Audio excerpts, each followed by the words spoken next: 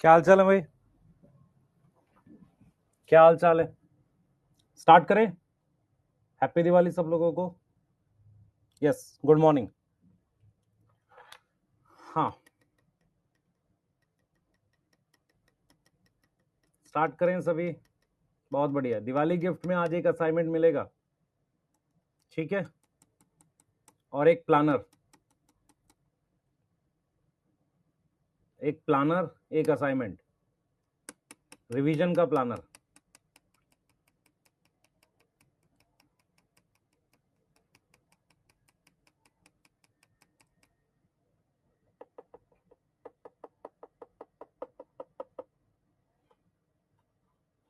चलिए, मिठाई दे दो। मिठाई खाओगे? ठीक है। एक रिवीजन का प्लानर कि आपका 15 के आसपास तक पूरा 11th रिवाइज हो सके, और उसके साथ आपको मिल जाएगा क्या है, एक वर्कशीट या आपको असाइनमेंट दे दिया जाएगा जो आपके लिए गिफ्ट है। और मैं उम्मीद करूंगा कि सभी बच्चे अच्छा करेंगे। ठीक है? यस, ठीक है। हाँ, बहुत बढ़िया। तो सभी लोगों को दिवाली की हार्दिक शुभकामनाएं, और मैं उम्मीद करता हूं कि आज के दिन के बाद आप और मेहनत से पढ़ेंगे, है ना? सही है। हाँ, तो जैसे मतलब हम लोग बोलते भी है कि दशहरा था, आपने अपने अंदर का रावण जलाया कि नहीं जलाया? मक्कारी, है ना? ना पढ़ना, उल्टा सीधा टाइम वेस्ट करना। उसी तरीके से आज क्या करेंगे, आप अपने अंदर ज्ञान का दीपक जलाएं, ठीक है, और कुछ जीवन में अच्छा करें, यही उम्मीद है मैं आपसे। ठीक है। दूसरी चीज क्या है बेटा, ये फेस्टिवल, ये सब चीजें आती जाती रहती है, सारा माहौल बढ़िया रहता है, पर अपने गोल की तरफ अग्रसर रहो। हर मिनट, हर सेकंड आपके लिए बहुत कीमती है, ठीक है। अगर आपको लगता है माहौल बिल्कुल नहीं है तो थोड़ा बहुत एंजॉय भी कर लो, कोई दिक्कत नहीं है। अगर आपको लगता है हाँ थोड़ा सा माहौल बनाया जा सकता है पढ़ने का, तो पढ़ाई भी करो, ठीक है। Yes, yes. Photosynthesis part difficult कैसे लग सकता है बेटा?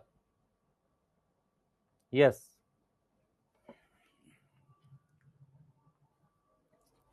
कह रहा रावण ज्ञानी था बेटा, उस बात में मैं शक नहीं कर रहा। हर बुरे इंसान में भी कुछ अच्छी क्वालिटी होती है, आप उस अच्छी क्वालिटी को ना देख के, है ना? यस, ठीक है। चलिए, तो चालू करते हैं रेस्पिरेशन इन प्लांट। ठीक है। मैं सुबह मॉर्निंग में बहुत जल्दी उठ गया था, लगभग 5 साढ़े 5 बजे, और किसी के यहाँ मुझे जाना था ट्रेवल करके।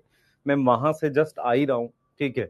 तो ऐसा नहीं है कि हम लोग सो के जस्ट उठे हैं अभी, तो हमें पता था कि आपकी क्लास है 9 से 11, तो कोई भी काम है उससे पहले करेंगे या उसके बाद में करेंगे। यस, ठीक है। ऐसा नहीं कि क्लास आपकी रखी है तो नहीं ले रहे हैं, उसको जरूर लेंगे। यस, ठीक है। हाँ, चलें स्टार्ट करें एक बार फटाफट से। एक बार जरा फोटोसिंथेसिस के कुछ क्वेश्चंस कर लेते हैं, उसके बाद हम लोग चीजों को आगे बढ़ाते हैं, ठीक है। उसके बाद हम लोग चीजों को आगे बढ़ाते हैं। कुछ क्वेश्चंस है मेरे पास आपके लिए, मैंने कहा था जैसे कुछ क्वेश्चंस करेंगे हम लोग फोटोसिंथेसिस के, तो एक बार देख लेते हैं। क्वेश्चन नंबर 21 ये आया था उसमें, ये किस में आया था? ये आया था आपका AIPMT जो भी होता था मेंस का पेपर। तो क्रेन्स एनाटॉमी होती है C4 प्लांट में, आंसर आएगा शुगर केन। वीट मोनोकोट है पर C4 नहीं होता। मोनोकोट है, मैंने कहा था वीट राइस जो है मोनोकोट है, पोएसी में, बट नॉट C4, है ना? मस्टर्ड और ये तो C3 होंगे, ठीक है। साइक्लिक फोटोफॉस्फोराइलेशन से सिर्फ क्या बनेगी? सिर्फ ATP बनेगी, याद हो जाएगा। Stroma in the chloroplast of higher plant contain, stroma में एंजाइम होता है रुबिस्को। तो light dependent reaction enzyme, light independent, yes, light independent reaction enzyme. क्या नाम की बात हो रही है? रुबिस्को की बात हो रही है। ये किसकी बात हो रही है? रुबिस्को की। यस, लाइट इंडिपेंडेंट का मतलब क्या हो गया? ये डार्क रिएक्शन की बात कर रहा है। लाइट डिपेंडेंट का मतलब लाइट रिएक्शन का। तो स्ट्रोमा लिखा है, स्ट्रोमल लेमिली नहीं लिखा हुआ, ठीक है। आगे की बात कर लेते हैं। ये देखो, electron for excited chlorophyll molecule of PS2 accepted by, अब देखो मेरी बात सुनो, हमारे पास क्या है? फियोफाइटिन है, उसके बाद प्लास्टोक्यूनोन है, उसके बाद साइटोक्रोम B6F है, और प्लास्टोसाइनिन है। यस और नो? इसने PS2 लिखा है, फियोफाइटिन है नहीं, तो मेरे पास बेस्ट ऑप्शन क्या है? अगर फियोफाइटिन है तो उसके अगले वाला ले लो। तो उसके अगले वाला कौन है? क्यूनॉन है। क्या नाम है? क्यूनॉन। फर्स्ट आएगा, ए आएगा। समझ में आया कैसे किया क्वेश्चन? फियोफाइटिन है नहीं तो आपने क्या कर लिया, क्यूनॉन मार्क कर लिया। The C4 plant are photosynthetically more efficient. C4 plant जो है वो ज्यादा एफिशिएंट है, ठीक है, yes.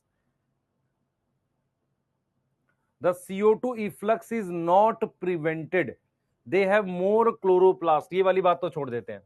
The CO2 compensation point is more. Compensation point क्या होता है मैं बताता हूं आपको। जब आप ग्राफ बनाते हो CO2 का, मेरी बात सुनेंगे ध्यान से, मेरी बात सुने ध्यान से। मैंने एक CO2 का ग्राफ बनाया था ऐसे, याद है किसी को?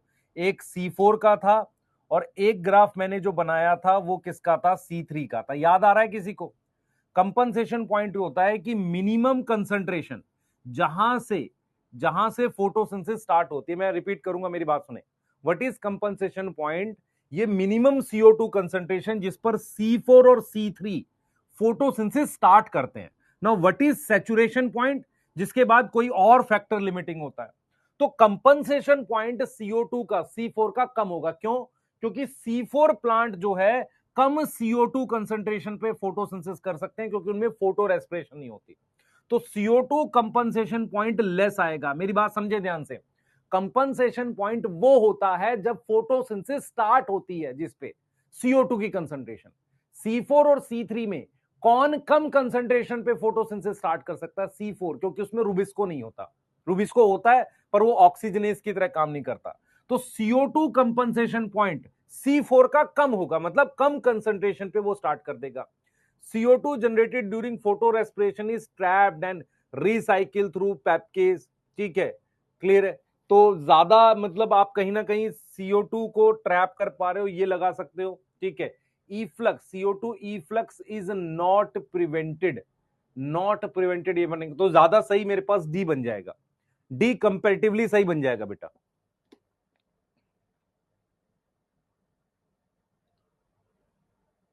भाई मैं क्वेश्चंस करे की बात की थी ना, कराऊंगा मैं, वही करा रहा हूं। डी कंपैरेटिवली ठीक बन जाएगा कि जो भी CO2 है उसको हम किसी तरीके से साथ में रखे हुए। आ जाओ,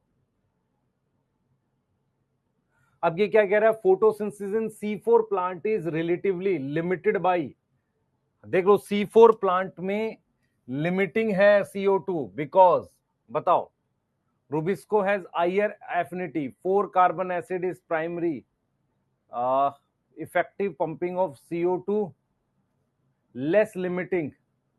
Photosynthesis in C4 plant is relatively less limited by atmospheric CO2 level because हम रुबिस्को के आसपास क्या करते हैं?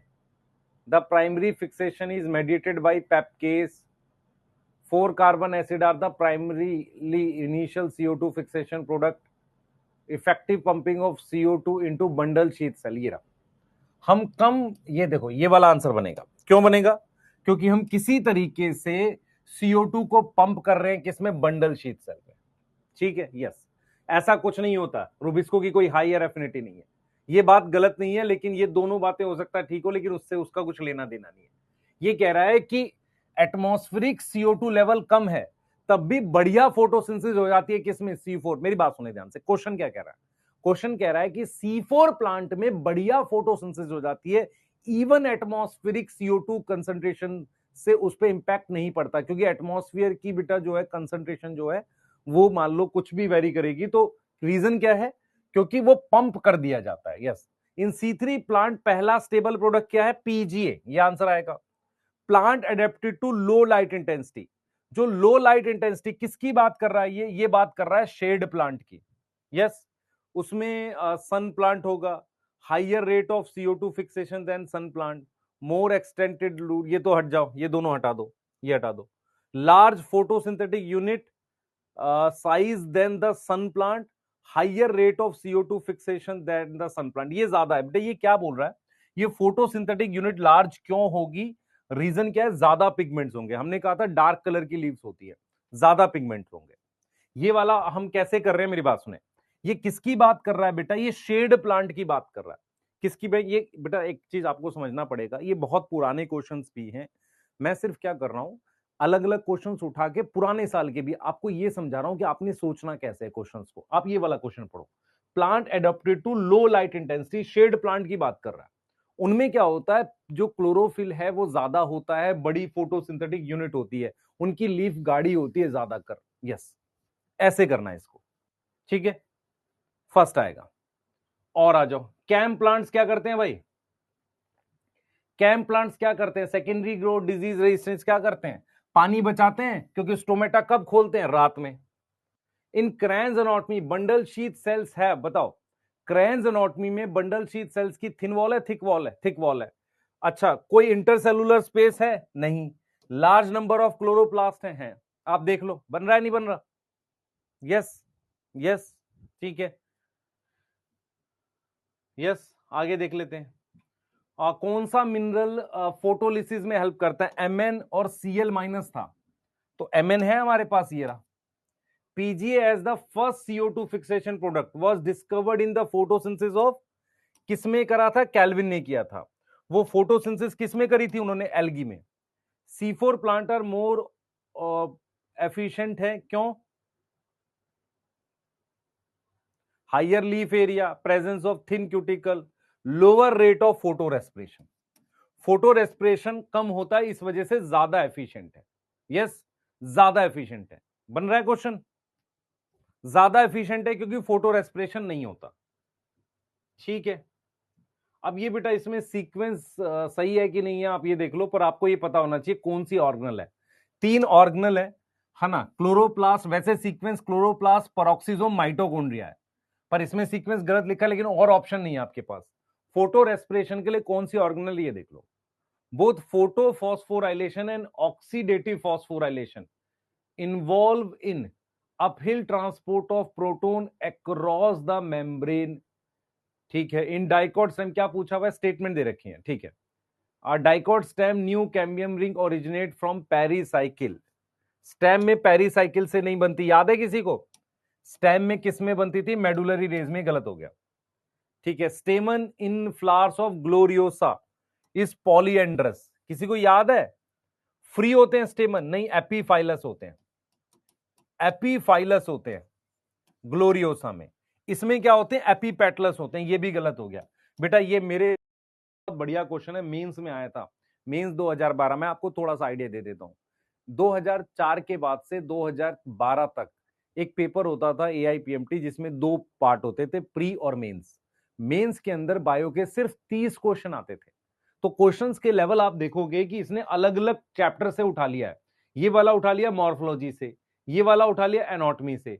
Symbiotic nitrogen fixer occur in free living state also in soil, ये ठीक है। अब इसकी बात करते हैं। बोथ फोटोफॉस्फोराइलेशन और oxidative phosphorylation involve uphill transport of proton across the membrane. बेटा हम लोग क्या करते हैं, प्रोटोन को इकट्ठा कर लेते हैं, यहां पर क्या कर लेते हैं, इकट्ठा कर लेते हैं, फिर उसका क्या करते हैं, वो ट्रांसपोर्ट करते हैं। यस, नहीं बेटा प्रीवियस ईयर है, मैं आपको समझाने की कोशिश कर रहा हूं कि जैसे मेंस 2012 का क्वेश्चन है। यस, तो बोथ फोटोफॉस्फोराइलेशन, मतलब दोनों केस में ऑक्सीडेटिव फॉस्फोराइलेशन माइटोकॉन्ड्रिया में पढ़ेंगे, ये अभी मैं पढ़ाऊंगा आपको। तो प्रोटोन इकट्ठा करते हैं, बना सकते हैं इसको, सही। तो हमारे पास कितनी स्टेटमेंट बना सकते हैं, 2 स्टेटमेंट। ये वाला समझ में आया क्यों गलत है, ग्लोरियोसा लिलियेसी में है, पेटूनिया किसमें है, सोलेनेसी में। इसमें एपीफाइलस है, इसमें एपीपेटलस है, फ्री थोड़ी है। फिर सेकेंडरी ग्रोथ स्टेम लिखा हुआ है, स्टेम में क्या होता है, मेडुलरी रेस, पेरीसाइकिल रूट में होता है। सिम्बायोटिक नाइट्रोजन फिक्सेशन, 2 ठीक बना सकते हो। नेक्स्ट देखें जरा, पीपी क्या है बेटा, PP the primary CO2 acceptor किसमें, बताओ पीपी प्राइमरी CO2 एक्सेप्टर किसमें है, C4 प्लांट में है। Yes, the process which make major difference in C3 and C4 plant क्या है, वो फोटो रेस्पिरेशन। अगर आप ध्यान से देखेंगे कुछ क्वेश्चन मेंस के हैं जो थोड़ा सा लेवल अच्छा है। यस, यस बेटा, डाउनहिल इलेक्ट्रॉन होता है बच्चे, आपको अगर याद नहीं है, या प्रोटोन लिखा हुआ है। ये अपहिल क्यों कह रहा है, ये प्रोटोन पंप की बात कर रहा है। यहां देखो, यहां पे डाउट हो सकता है, बिल्कुल हो सकता है। यहां पर ये जो लिखा हुआ है ना बच्चे, अपहिल, आप डाउनहिल किसकी बात करते हो, इलेक्ट्रॉन्स की मूवमेंट होती है। तो एटीपी बनाने के लिए हम क्या करते हैं, प्रोटोन को इकट्ठा करते हैं, ये उसकी बात कर रहा है, ठीक है, क्लियर। यस,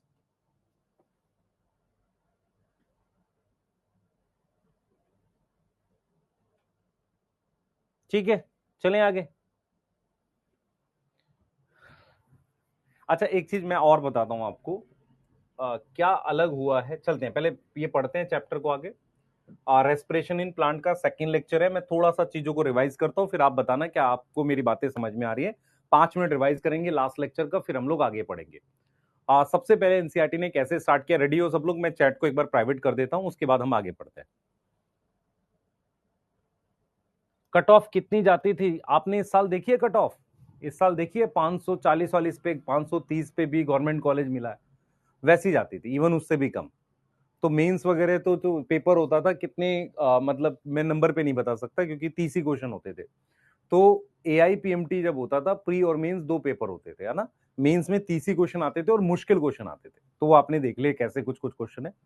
अब मैं आपको रेस्पिरेशन इन प्लांट बता रहा हूं। आप में से सभी बच्चों को दिमाग में बढ़िया सेट करना है रेस्पिरेशन इन प्लांट को फोटोसिंथेसिस से रिलेट करते हुए। सबसे पहले मैंने आपको क्या पढ़ाया? मैंने आपको ये पढ़ाया है कि हम जो ब्रीदिंग करते हैं, ब्रीदिंग जो है कहीं ना कहीं ऑक्सीजन से रिलेट है। मतलब हम ब्रीद क्यों करते हैं? हम ऑक्सीजन लेने के लिए ब्रीद करते हैं। हमारी बॉडी के सारे प्रोसेस के लिए मुझे किस क्या जरूरत होती है? सारे प्रोसेस, बॉडी में बहुत सारे प्रोसेस चलते हैं, तो सभी प्रोसेस को बनाए रखने के लिए मुझे एनर्जी की जरूरत होती है। एनर्जी कैसे बनती है? Oxidation of food. ये फूड को मैक्रोमोलिक्यूल लिख रहा है, तो फूड में काफी कुछ आ सकता है। तो ऑक्सीडेशन ऑफ फूड से क्या बनती है? एनर्जी। उस एनर्जी को हम ट्रैप कर लेते हैं किसकी फॉर्म में? एटीपी की फॉर्म में। एनसीईआरटी कहती है कि कुछ ऐसे प्लांट्स हैं, मतलब हाइयर प्लांट्स, आपके घर के आसपास के प्लांट्स या नॉर्मल कोई भी प्लांट हो, और साइनोबैक्टीरिया अपना खाना खुद बना सकते हैं। पर प्लांट के अंदर भी सारे सेल ऑटोट्रॉफिक नहीं होते। प्लांट के अंदर भी सारे सेल क्या नहीं होते? ऑटोट्रॉफिक नहीं होते। जो आपके घर के बाहर प्लांट है वहां पर हेट्रोट्रॉफिक सेल्स भी है, रूट के सेल हो गए, स्टेम के सेल हो गए। उसके अलावा हर्बीवोर क्या होगा? ऑटोट्रॉफिक होगा, हेट्रोट्रॉफिक होगा। हर्बीवोर किसको खाता है? प्लांट को खाता है, हेट्रोट्रॉफिक है। ऐसे ही कार्निवोर दूसरे एनिमल को खा रहा है, हेट्रोट्रॉफिक है। सेप्रोफाइट क्या है? हेट्रोट्रॉफिक है।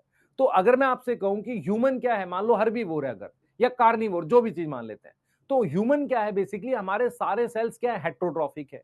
कोई लॉयन है, उसके भी सारे सेल्स क्या है? हेट्रोट्रॉफिक है। ऐसे ही फंजाई है, सारे सेल्स क्या है? हेट्रोट्रॉफिक है। तो जो भी हेट्रोट्रॉफिक होते हैं उनमें खाना बाहर से एंटर करता है। बाहर से क्या एंटर करता है? खाना एंटर करता है। अब वो फूड जो है मेनली ग्लूकोज की फॉर्म में अगर है, तो ग्लूकोज को हम ऑक्सीडाइज करके एनर्जी बनाते हैं। ये ऑक्सीडेशन स्टेप वाइज प्रोसेस होता है। मैं बार बार रिपीट कर रहा हूं, what is difference between oxidation और रेस्पिरेशन?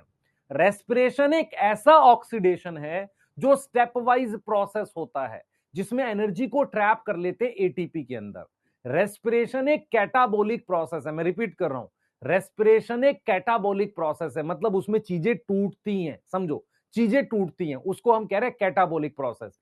रेस्पिरेशन एक्सोथर्मिक होता है, रेस्पिरेशन स्टेप वाइज होता है। और हम कार्बन को क्या करते हैं? धीरे धीरे ऑक्सीडाइज करते हैं। कार्बन से पहले मान लो कार्बन पर मेरे पास अल्कोहल ग्रुप था, अल्कोहल को कन्वर्ट करते हैं हम लोग कीटोन में या एल्डिहाइड में, उससे बनाते हैं कार्बोक्सिलिक एसिड और फिर बनाते हैं CO2। तो स्टेप वाइज ऑक्सीडेशन करते हैं। यस, रेस्पिरेशन में एंजाइम यूज होता है, मेटाबॉलिक प्रोसेस है।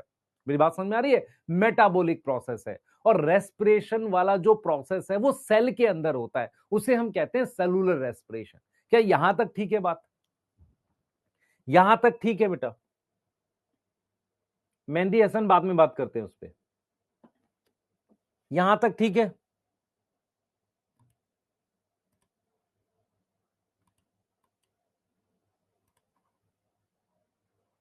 ये टाइम इतना क्यों दिखा रहा है बोर्ड में? क्योंकि टाइम गलत है। हाँ, क्या होता है कि इसका वो कुछ वॉच में गड़बड़ आ गई है। यहां तक ठीक है? अब जल्दी बताओ बेटा, यहां तक ठीक है? आगे चले? All set? ठीक है। C12 का काम क्या वो बात करेंगे। C12 का मतलब ये चीज, अब देखो, अब मैंने आपको ये भी समझाया था कि एटीपी की फुल फॉर्म होती है एडिनोसिन ट्राइफॉस्फेट। आखिरी 2 फॉस्फेट में हाई एनर्जी बॉन्ड होते हैं जिनके अंदर एनर्जी स्टोर होती है। तो एडीपी के साथ अगर मैं फॉस्फेट जोड़ूंगा तो एटीपी बनेगा और पानी रिलीज होता है। और जब मैं एटीपी को तोड़ता हूं तो पानी देना पड़ता है, उसे कहते हैं हाइड्रोलिसिस करनी पड़ती है एटीपी की। एटीपी क्या होता है? एनर्जी इंटरमीडिएट होता है। कुछ रिएक्शन में एटीपी बनता है और कुछ रिएक्शन को एटीपी अपनी एनर्जी देता है। इतनी बात हमने कल लास्ट क्लास में करी थी। अब मैं यहां से क्या पढ़ रहा हूं बेटा? यहां से मैं आपको एक छोटी सी चीज बता रहा हूं, what is metabolic reactions and metabolic pathway. सुनेंगे ध्यान से, what is metabolic reaction, metabolic pathway, और यहां से हम रेस्पिरेटरी क्या पढ़ेंगे, रेस्पिरेटरी क्या पढ़ेंगे बेटा, यहां से हम क्या पढ़ेंगे, हम यहां से पढ़ेंगे रेस्पिरेटरी सबस्ट्रेट। आज का पहला टॉपिक है व्हाट आर मेटाबॉलिक रिएक्शन बेटा, इनसाइड सेल, सेल के अंदर, इनसाइड सेल ऑल रिएक्शंस को कराने वाला कौन है, एंजाइम है।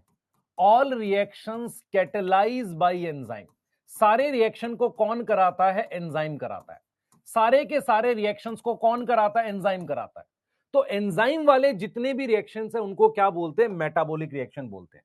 मेटाबॉलिक रिएक्शंस दो टाइप के होते हैं बेटा, मेटाबॉलिक रिएक्शंस क्या होते हैं, दो टाइप के होते हैं।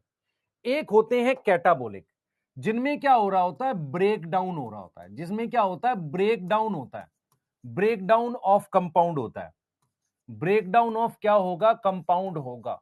उसको हम क्या बोलते हैं बेटा, कैटाबॉलिक बोलते हैं। उसको हम क्या बोलते हैं, कैटाबॉलिक बोलते हैं। मेरी बात समझो ध्यान से, कैटाबॉलिक का मतलब होता है, जैसे मान लो मैंने ग्लूकोज है, ध्यान से सुने, जैसे मेरे पास ग्लूकोज है, ठीक है, तो ग्लूकोज से मैंने CO2 बना दिया, तो ग्लूकोज में कार्बन कार्बन की चेन थी ऐसे, सही है, मैंने उससे CO2 बना दिया, तो इसको मैंने क्या बोला, कैटाबॉलिक बोला, इसको मैंने क्या बोला, कैटाबॉलिक। और अगर कोई चीज बन रही है तो उसको हम क्या बोलते हैं, एनाबॉलिक, उसको हम क्या बोलते हैं, एनाबॉलिक। इसमें सिंथेसिस हो रही है, कौन बच्चा बताएगा, ग्लूकोज से ग्लाइकोजन एनाबॉलिक में आएगा या कैटाबॉलिक में आएगा, जल्दी बताओ, ग्लूकोज से ग्लाइकोजन कैटाबॉलिक में आएगा या एनाबॉलिक में आएगा, जल्दी बताओ, ग्लूकोज से ग्लाइकोजन कैटाबॉलिक में आएगा या एनाबॉलिक में आएगा। सुलेमान बच्चे, मैं जब अभी रेस्पिरेशन पढ़ाऊंगा ना तो मैं आपको टाइप ऑफ एटीपी सिंथेसिस पढ़ाऊंगा, सबस्ट्रेट लेवल फॉस्फोराइलेशन, फोटोफॉस्फोरेशन और ऑक्सीडेटिव, वहां पर मैं क्लियर करूंगा, आप टेंशन मत लो। वो मैंने भी पढ़ा, ऑक्सीडेटिव फॉस्फोराइलेशन आपको नहीं पता था। अगर आपके पास ग्लूकोज है, ग्लूकोज की चेन को ग्लाइकोजन कहते हैं, ग्लूकोज की चेन को स्टार्च भी कहते हैं। तो स्टार्च का बनना क्या है, किस में आएगा, एनाबॉलिक में। अब मेरी बात सुने ध्यान से, what our metabolic pathways. Metabolic pathway क्या होते हैं बेटा, आपस में जुड़े हुए, इंटरलिंक्ड, इंटरलिंक्ड, ध्यान सुनेंगे, इंटरलिंक्ड मेटाबॉलिक रिएक्शंस को हम क्या बोलते हैं, मेटाबॉलिक रिएक्शंस को हम क्या बोलते हैं, मेटाबॉलिक पाथवे बोलते हैं। इतनी बात समझ में आ रही है, आपस में जुड़े हुए, आपस में जुड़े हुए मेटाबॉलिक रिएक्शंस को हम क्या बोलते हैं, मेटाबॉलिक पाथवे बोलते हैं। तो मेरे पास, ध्यान सुनेंगे, मेरे पास यहां पर सुने ध्यान से, मेरे पास ये एक सबस्ट्रेट है S1, उससे मैंने यहां पर बनाया है S2। सुनना ध्यान से, एक मेरे पास सबस्ट्रेट है, सुनेंगे ध्यान से, एक मेरे पास ये सबस्ट्रेट है, इस सबस्ट्रेट से मैंने एंजाइम E1 यूज किया है और उससे मैंने बनाया है प्रोडक्ट P1। अब P1 क्या है, एंजाइम E2 के लिए सबस्ट्रेट है, तो मेरे पास प्रोडक्ट बना है P2, P2 कन्वर्ट हुआ है P3 में बाई एंजाइम E3। तो आपस में जुड़े हुए मेटाबॉलिक रिएक्शंस को हम क्या बोलते हैं, मेटाबॉलिक पाथवे बोलते हैं। यहां पर दो तीन चीजें बताऊंगा, अगर आप इंटरेस्टेड हो तो मैं बताऊं, नहीं तो ये आपके सिलेबस में हल्का सा बाहर हो जा रहा है। बताता हूं क्यों, क्योंकि ये बायोमोलिक्यूल में एक पेज था, वहां पर फ्लक्स की बात की थी। थोड़ा सा अगर आप सुनने में इंटरेस्टेड होंगे तो बहुत काम की चीजें, आपको चीजें रिलेट होंगी एक्चुअल में। मैं आपसे कुछ सवाल पूछूंगा, आपके सेल के अंदर हजारों रिएक्शन चल रहे हैं, मेरी बात समझना ध्यान से, आपकी बॉडी में, आपके सेल के अंदर हजारों रिएक्शन चल रहे हैं, ठीक है सर, हजारों रिएक्शन चल रहे हैं, ठीक है, ध्यान से सुनना, आपके लिए बहुत इंपॉर्टेंट है ये, ठीक है। आपके सेल के अंदर हजारों रिएक्शन चल रहे हैं, क्या उन रिएक्शंस को कराने वाला कोई है, कोई आदमी बैठा है, नहीं। उन रिएक्शंस को हम कैसे कराते हैं, मेरी बात समझो, उन रिएक्शंस को कैसे कराते हैं मैं आपको समझाता हूं। जैसे मान लो, आप अगर ध्यान से देखेंगे, आपकी बॉडी में ग्लूकोज का एक लेवल है कि भाई हमारे पास 80 120 एक लेवल होना चाहिए ग्लूकोज का। हमारे ब्लड में यूरिया का एक लेवल होगा, हमारे ब्लड में हर चीज का एक लेवल होता है। बॉडी क्या करती है, बॉडी के जितने ऑर्गन है इन चीजों के लेवल मेंटेन करने को लेकर काम करते हैं। अगर किसी रीजन से कोई लेवल फ्लक्चुएट हो जाता है तो बॉडी कुछ ऐसा करती है कि वो लेवल मेंटेन करती है। बेस्ट एग्जांपल बताता हूं, मान लो आपने हार्मोन का नाम सुना होगा T3 T4, सुना है कि नहीं सुना, हाँ सर, T3 T4 को बनवाता है TSH। समझ आ रहा है? अगर थायराइड में कोई गड़बड़ हो जाए, T3 T4 कम बने तो TSH का लेवल बढ़ जाता है। जो हम थायराइड का टेस्ट कराते हैं ना घर पे, वो थायराइड का टेस्ट नहीं होता, TSH का टेस्ट होता है ब्लड में, ताकि ये पता लगे कि T3 T4 कम है। TSH बढ़ जाने का मतलब T3 T4 कम है, उस ये TSH क्यों बढ़ा है? ताकि T3 T4 को बढ़ा सके। तो हमारी बॉडी में भी हर चीजों की एक फिक्स वैल्यू होती है। बॉडी के अंदर जब भी कुछ गड़बड़ होती है, उस वैल्यू को अचीव करने के लिए कोशिश करते रहते हैं। बॉडी हमेशा कोशिश करती रहती है कि वो वैल्यू अचीव हो जाए। ऐसे ही मेरे पास क्या होता है, हमारे सेल्स के अंदर बहुत सारे रिएक्शन चल रहे हैं। उन रिएक्शंस का क्या होता है, एक स्पीड होती है, एक डायरेक्शन होती है। वो डायरेक्शन होती है कि भाई मुझे क्या करना, इतना ग्लूकोज रखना है, इतना प्रोटीन रखना है, इतनी एनर्जी बनानी है। उन डायरेक्शंस की तरफ सारे रिएक्शंस अपने आप चलते रहते हैं। मैं आपको ये इसलिए समझा रहा हूं कि सेल के अंदर हजारों रिएक्शंस है, हजारों एंजाइम है। ये सारे एंजाइम आपस में आसपास हैं, लेकिन खुद से काम कर रहे हैं, किसी का कुछ से लेना देना है, लेकिन ऐसा नहीं है कि कोई किसी को रोक देगा। तो क्या ऐसा है जो सेल के अंदर डिसाइड करता है कि एंजाइम काम कैसे करेगा? बात समझो। तो इसका मतलब हर चीजों के कुछ लेवल्स होते हैं। उन लेवल्स को मेंटेन करने के लिए एंजाइम अपनी दिशा, डायरेक्शन चेक करता रहता है। जैसे मैं आपको क्या समझा रहा हूं, हमारे पास मेटाबॉलिक रिएक्शंस क्या होते हैं, इनसाइड सेल सारे रिएक्शंस एंजाइम कराता है। और वो रिएक्शंस दो प्रकार के होते हैं, या तो मैं किसी चीज को तोड़ रहा हूं या कोई चीज बना रहा हूं। अब मेटाबॉलिक पाथवे क्या होता है, जब हम एक से ज्यादा रिएक्शंस को आपस में जोड़ दें तो उसे हम क्या बोलते हैं, मेटाबॉलिक पाथवे बोलते हैं। जब आप रेस्पिरेशन पढ़ोगे ना, ध्यान सुनेंगे, रेस्पिरेशन पढ़ोगे तो उसमें बहुत सारे मेटाबॉलिक पाथवे हैं। बहुत सारे क्या है, मेटाबॉलिक पाथवे हैं। जैसे ग्लाइकोलिसिस क्या है, 10 रिएक्शन है। क्रैब साइकिल क्या है, 8 रिएक्शन है। तो आपस में जुड़े हुए जितने भी रिएक्शंस हैं, उन सबको हम क्या बोलते हैं, मेटाबॉलिक पाथवे बोलते हैं। तो आपस में जुड़े हुए जितने भी रिएक्शंस हैं उनको हम मेटाबॉलिक पाथवे बोलते हैं। मेटाबॉलिक पाथवे दो तरीके का हो सकता है, एक हो सकता है लीनियर और एक हो सकता है सर्कुलर। सर्कुलर का मतलब साइक्लिक बोलते हैं। आप याद करो, साइक्लिक किसी को याद हो, जैसे क्रैब साइकिल, C3 साइकिल। तो ये जो रिएक्शंस है ये दो तरीके के हो सकते हैं। एक होगा सीधा पाथवे। सीधा पाथवे मतलब ABCD, ऐसे सीधा पाथवे। यहां पर चीज एंटर करेगी, यहां से प्रोडक्ट बन जाएगा। यहां तक समझ में आ रहा है? यहां तक समझ में आ रहा है? जल्दी बताओ बेटा, यहां तक समझ में आ रहा है, नहीं आ रहा? पहले बताओ, यहां तक समझ में आ रहा है?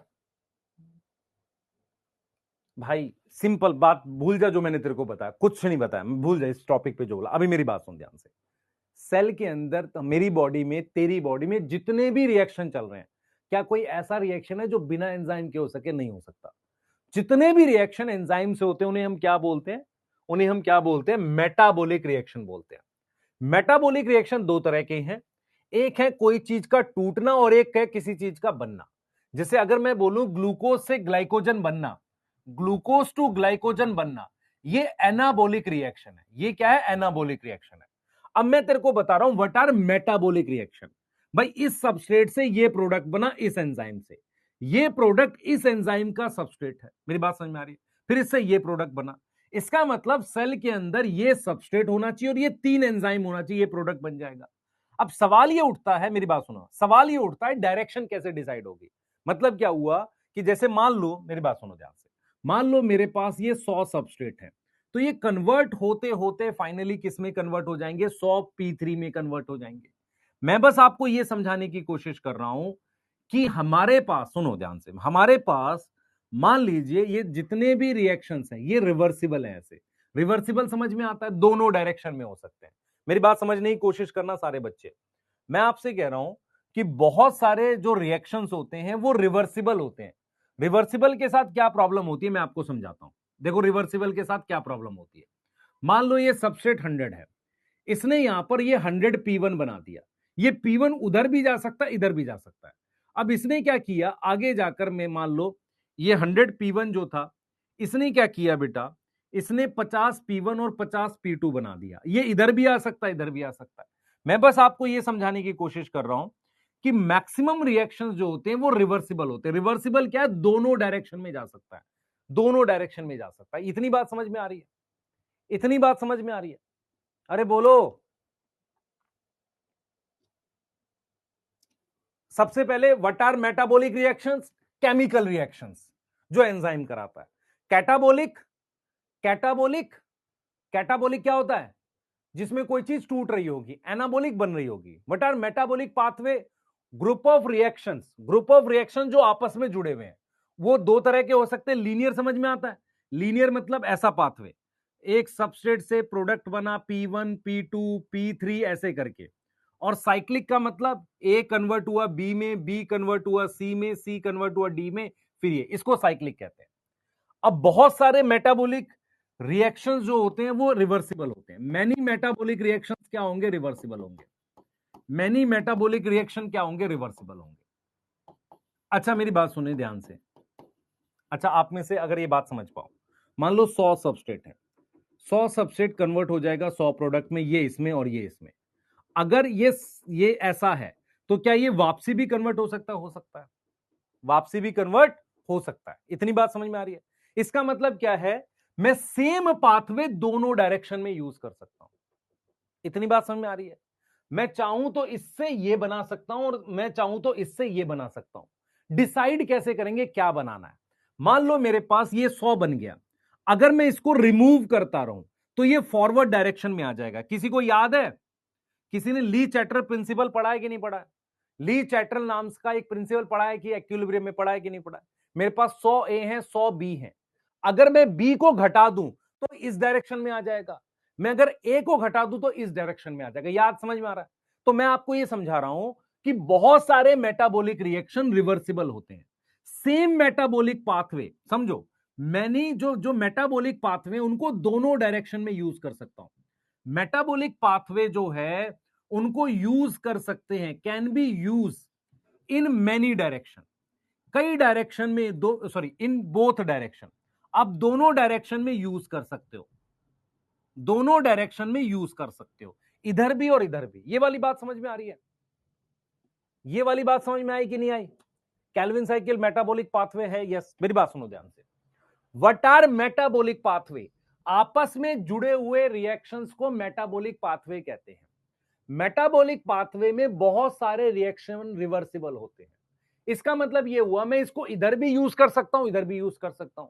मान लो ये वाले पाथवे में ये सबस्ट्रेट से जब ये वाला प्रोडक्ट बन रहा है, इसको मैं कैटाबॉलिक बोलूंगा। कैटाबॉलिक मतलब टूट रहा है।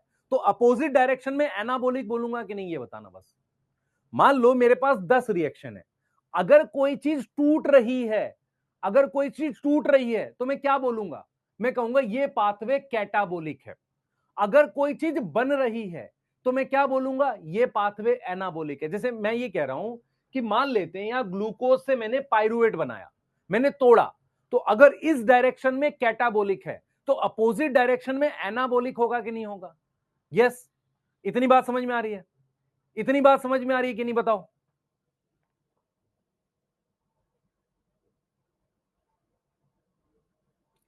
संकल्प स्टूडेंट नाम के एक बच्चे ने पूछा सर इंटरमीडिएट बनने के बाद रिवर्स नहीं होता। मैं फिर रिपीट कर रहा हूं, इंटरमीडिएट यहां बनेगा, मैं उसकी बात नहीं कर रहा, फाइनल प्रोडक्ट की बात कर रहा हूं। ये अलग अलग एंजाइम है। एक सबस्ट्रेट से P1 बना इस एंजाइम से, P1 से P2 बना इस एंजाइम से। मैं तेरे को एक एग्जांपल समझाता हूं। मान लिया 100 सबस्ट्रेट है, 100 प्रोडक्ट है, तो यहां 200 कर दे, रिएक्शन रिवर्स चला जाएगा। यहां 500 कर दे, इधर आ जाएगा। मैं सिर्फ ये तेरे को समझाना चाह रहा हूं, जो मेटाबॉलिक पाथवे होते हैं वो दोनों डायरेक्शन में यूज हो सकते हैं। समझ इस बात को। तो हम इस बात को लिख सकते हैं कि metabolic pathway, metabolic pathway can B, pathway can be used as anabolic and same use as catabolic. So they can be amphibolic. They can be amphibolic. को समझ में आया? मेरी बात समझ ध्यान से। मैं तेरे से एक सवाल पूछ रहा हूं, तेरा ये घर है और घर से कुछ दूर चलते ही, नहीं पिटाई कर दूंगा, इधर ध्यान दे। ये तेरा घर है और घर से दूर स्कूल है। एक रोड है जो दोनों तरफ से चलती है, तो तू उस रोड से जा भी सकता, आ भी सकता है। जब इधर जा रहा है तो जा रहा है, उधर से आ रहा है तो आ रहा है। ऐसे ये रोड है, सबस्ट्रेट से प्रोडक्ट की। इससे तू अगर कोई चीज तोड़ रहा है तो इधर बना रहा है, तो सेम पाथवे अगर दोनों डायरेक्शन में यूज हो उसको बोलते हैं एम्फीबॉलिक पाथवे। मैं एक स्टेटमेंट बोलूंगा, इसको फील करना अगर समझ में आया तो। रेस्पिरेशन प्रोसेस कैटाबोलिक है, रेस्पिरेटरी पाथवे एम्फीबॉलिक है। इसका सीधा मतलब है कि रेस्पिरेशन का जो प्रोसेस है, चीजों को तोड़ते हुए चले जाते हैं, पर क्या उन रिएक्शन से मैं कोई चीज बना भी सकता हूं? बना भी सकता हूं। तो रेस्पिरेशन का प्रोसेस कैटाबोलिक है, रेस्पिरेटरी पाथवे एम्फीबॉलिक है। असर्शन रीजन की बेस्ट स्टेटमेंट है इस चैप्टर की। समझ आया?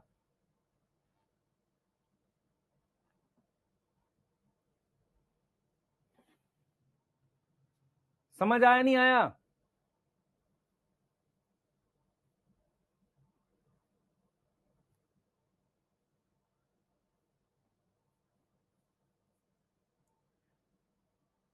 एक बार रिपीट कर देता हूं। देख मैं क्या लिख रहा हूं बेटा, एम्फीबॉलिक लिखा है, मैंने लिखा है metabolic pathway can be use as a anabolic, मतलब तोड़ने के लिए, सॉरी बनाने के लिए, और कैटाबोलिक की तरह से। सो दे कैन बी एम्फीबॉलिक। ठीक है, सही है। अब जरा समझो, जरा समझो।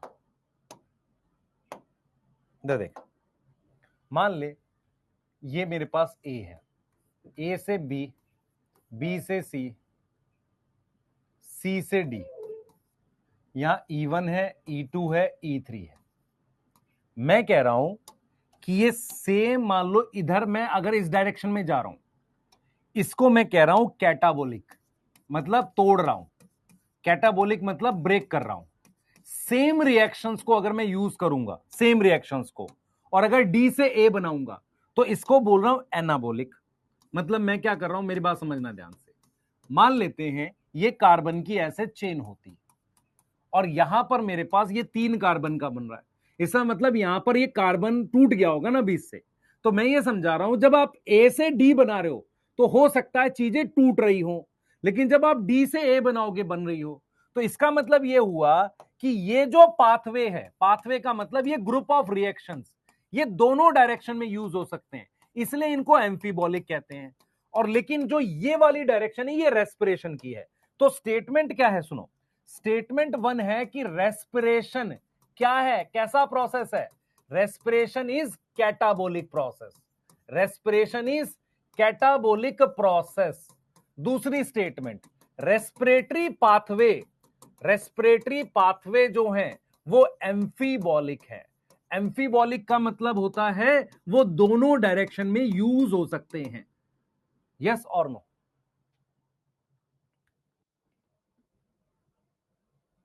लिख तो दिया जाबीर सिंह।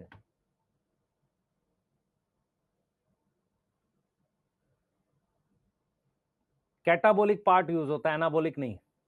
दोनों ठीक है, बात समझ में आई? तो ये देख रहे हो यहां टूटने की डायरेक्शन में जा रहा है। तो मैं आपको ये समझा रहा हूं, जैसे मान लो, मेरी बात समझो ध्यान से, जैसे आपके घर से जो स्कूल की रोड है वो दोनों डायरेक्शन में चलती है, वो एम्फीबॉलिक रोड है।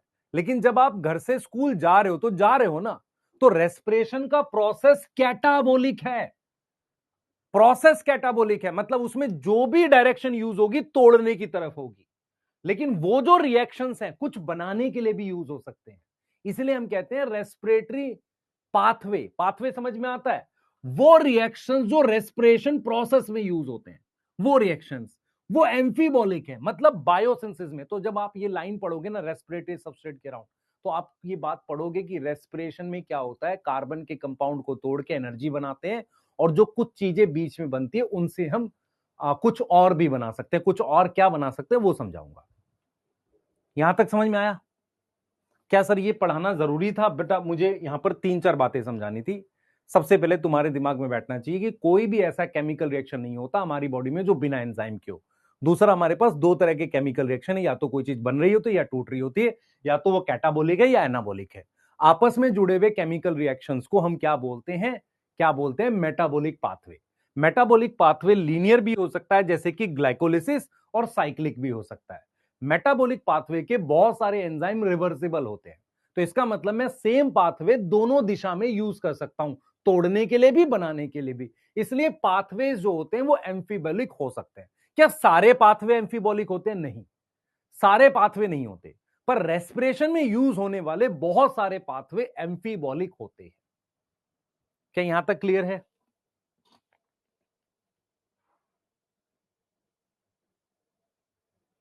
Respiration is a anabolic process, गलत है। एम्फीबॉलिक नहीं बेटा, देख मेरी बात सुन। कैटाबोलिक का मतलब होता है तोड़ना, एनाबोलिक का मतलब होता है बनाना। यहां पाथवे की बात हो रही है, सिंगल रिएक्शन है। पाथवे का मतलब है बहुत सारे रिएक्शंस। तो अगर मैं इस डायरेक्शन में जा रहा हूं, चीज टूट रही है, इस डायरेक्शन में आ रहा हूं, बना रही है। अगर ये वाले रिएक्शन सिर्फ तोड़ने के लिए यूज हो, मतलब इनका दूसरा यूज है ही नहीं, तो इसे बोलेंगे दिस पाथवे इज कैटाबोलिक। अगर ये रिएक्शन सिर्फ बनाने के लिए यूज हो, तो इसको बोलेंगे एनाबोलिक पाथवे। लेकिन अगर ये दोनों डायरेक्शन में, ये तभी पॉसिबल है जब इसमें कैसे एंजाइम लगे हो, रिवर्सिबल एंजाइम लगे हो। अगर रिवर्सिबल एंजाइम लगे हुए हैं जो दोनों डायरेक्शन में काम करते हैं, तो पाथवे एम्फीबॉलिक बन सकता है। साइकिल रिवर्सिबल होती है, उस पर भी बात करेंगे। रेस्पिरेशन एनाबोलिक कैसे हो सकता है बेटा? रेस्पिरेशन प्रोसेस कैटाबोलिक है, पाथवे एम्फीबॉलिक है। एम्फी और मेटाबोलिक का मतलब सिंपल होता है, केमिकल रिएक्शन। एम्फीबॉलिक जो है वो डायरेक्शन बता रहा है कि मैं तोड़ने की तरफ भी जा सकता हूं। तो मेटाबॉलिक और एम्फीबॉलिक अलग अलग चीज है। मेटाबॉलिक का मतलब है रिएक्शंस, एम्फीबॉलिक डायरेक्शन बता रहा है कि भाई मैं तोड़ने की तरफ भी जा सकता हूं, बनाने की तरफ भी जा सकता हूं। यस,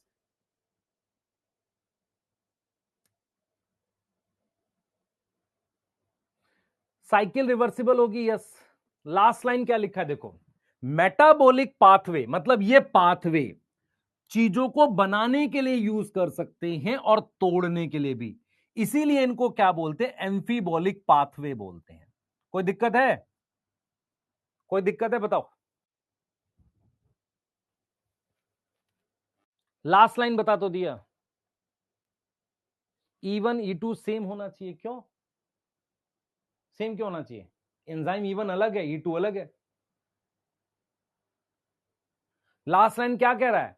कह रहा है कि ये what is metabolic pathway, 1 2 3 reaction है। ये इधर भी यूज हो सकता है, इधर भी जा सकता है। मतलब कोई चीज तोड़नी हो जा सकते हैं, बनानी हो जा सकते हैं। इसलिए इसको एम्फीबॉलिक कह रहे हैं। बस खत्म।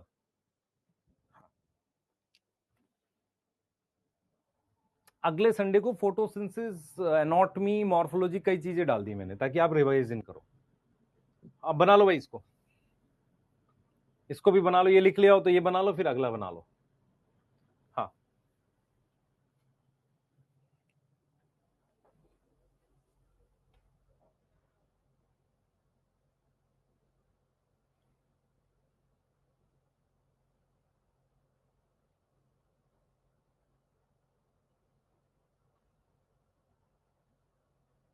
लिख लिया?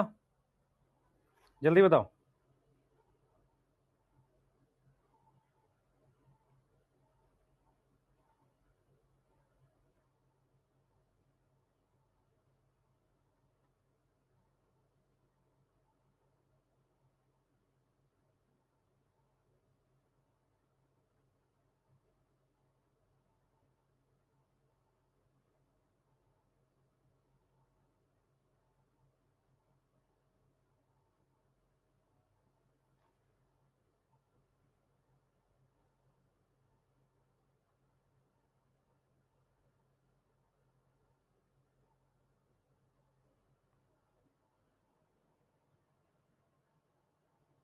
चलें आगे। नेक्स्ट नेक्स्ट नेक्स्ट, कोई नहीं, ठीक है। अगली स्लाइड देख लो, लिख लो, आगे चल रहे हैं बेटा। अब यहां से थोड़ा सा चैप्टर की तरफ ज्यादा मूव कर जाएंगे। आरएनए ट्रांसक्रिप्टेज इन वायरस, सर रिवर्सिबल एंजाइम में बात करते हैं बाद में।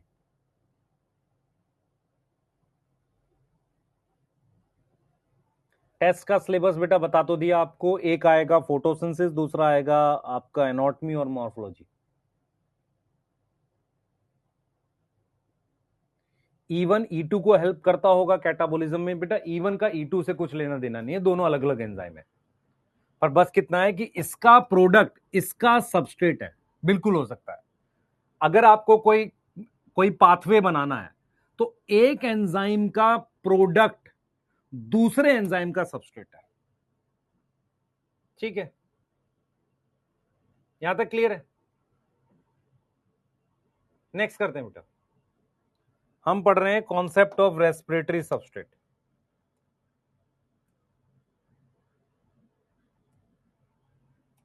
हम पढ़ रहे हैं कॉन्सेप्ट ऑफ रेस्पिरेटरी सबस्ट्रेट।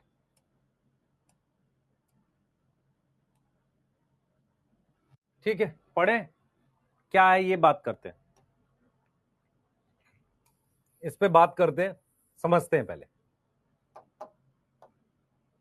सबसे पहला पॉइंट जो मैं बता रहा हूं, रेस्पिरेटरी सबस्ट्रेट का कॉन्सेप्ट पढ़ रहे हैं। सबसे पहला पॉइंट, मेरी बात सुनो ध्यान से, फोटोसिंथेसिस कहां होती है? जल्दी बताओ, फोटोसिंथेसिस कहां होती है बेटा? अकर इन क्लोरोप्लास्ट। डन है। रेस्पिरेशन का प्रोसेस दो जगह होता है, मतलब रेस्पिरेशन एक जगह कंप्लीट नहीं होता। रेस्पिरेशन कहां होता है? अकर इन दो जगह, एक होता है माइटोकॉन्ड्रिया में और दूसरा होता है साइटोप्लाज्म में। मतलब इसका क्या मतलब है, इस बात का क्या मतलब है, कौन बताएगा? मैं लिख रहा हूं फोटोसिंथेसिस अकर इन क्लोरोप्लास्ट और रेस्पिरेशन अकर इन माइटोकॉन्ड्रिया और साइटोप्लाज्म।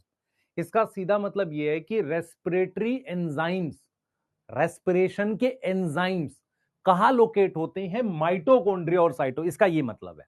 ठीक है, अब मेरी बात सुनना, रेस्पिरेशन है क्या? रेस्पिरेशन क्या है बेटा? स्टेप वाइज क्या है? Step wise oxidation of organic compound, organic compound का स्टेप वाइज ऑक्सीडेशन है। ठीक है, और जो एनर्जी रिलीज होती है, एनर्जी रिलीज होती है उसको किस में ट्रैप करते हैं? ट्रैप करते हैं किस में? एटीपी में ट्रैप करते हैं। ठीक है, अब आते हैं रेस्पिरेटरी सबस्ट्रेट पे।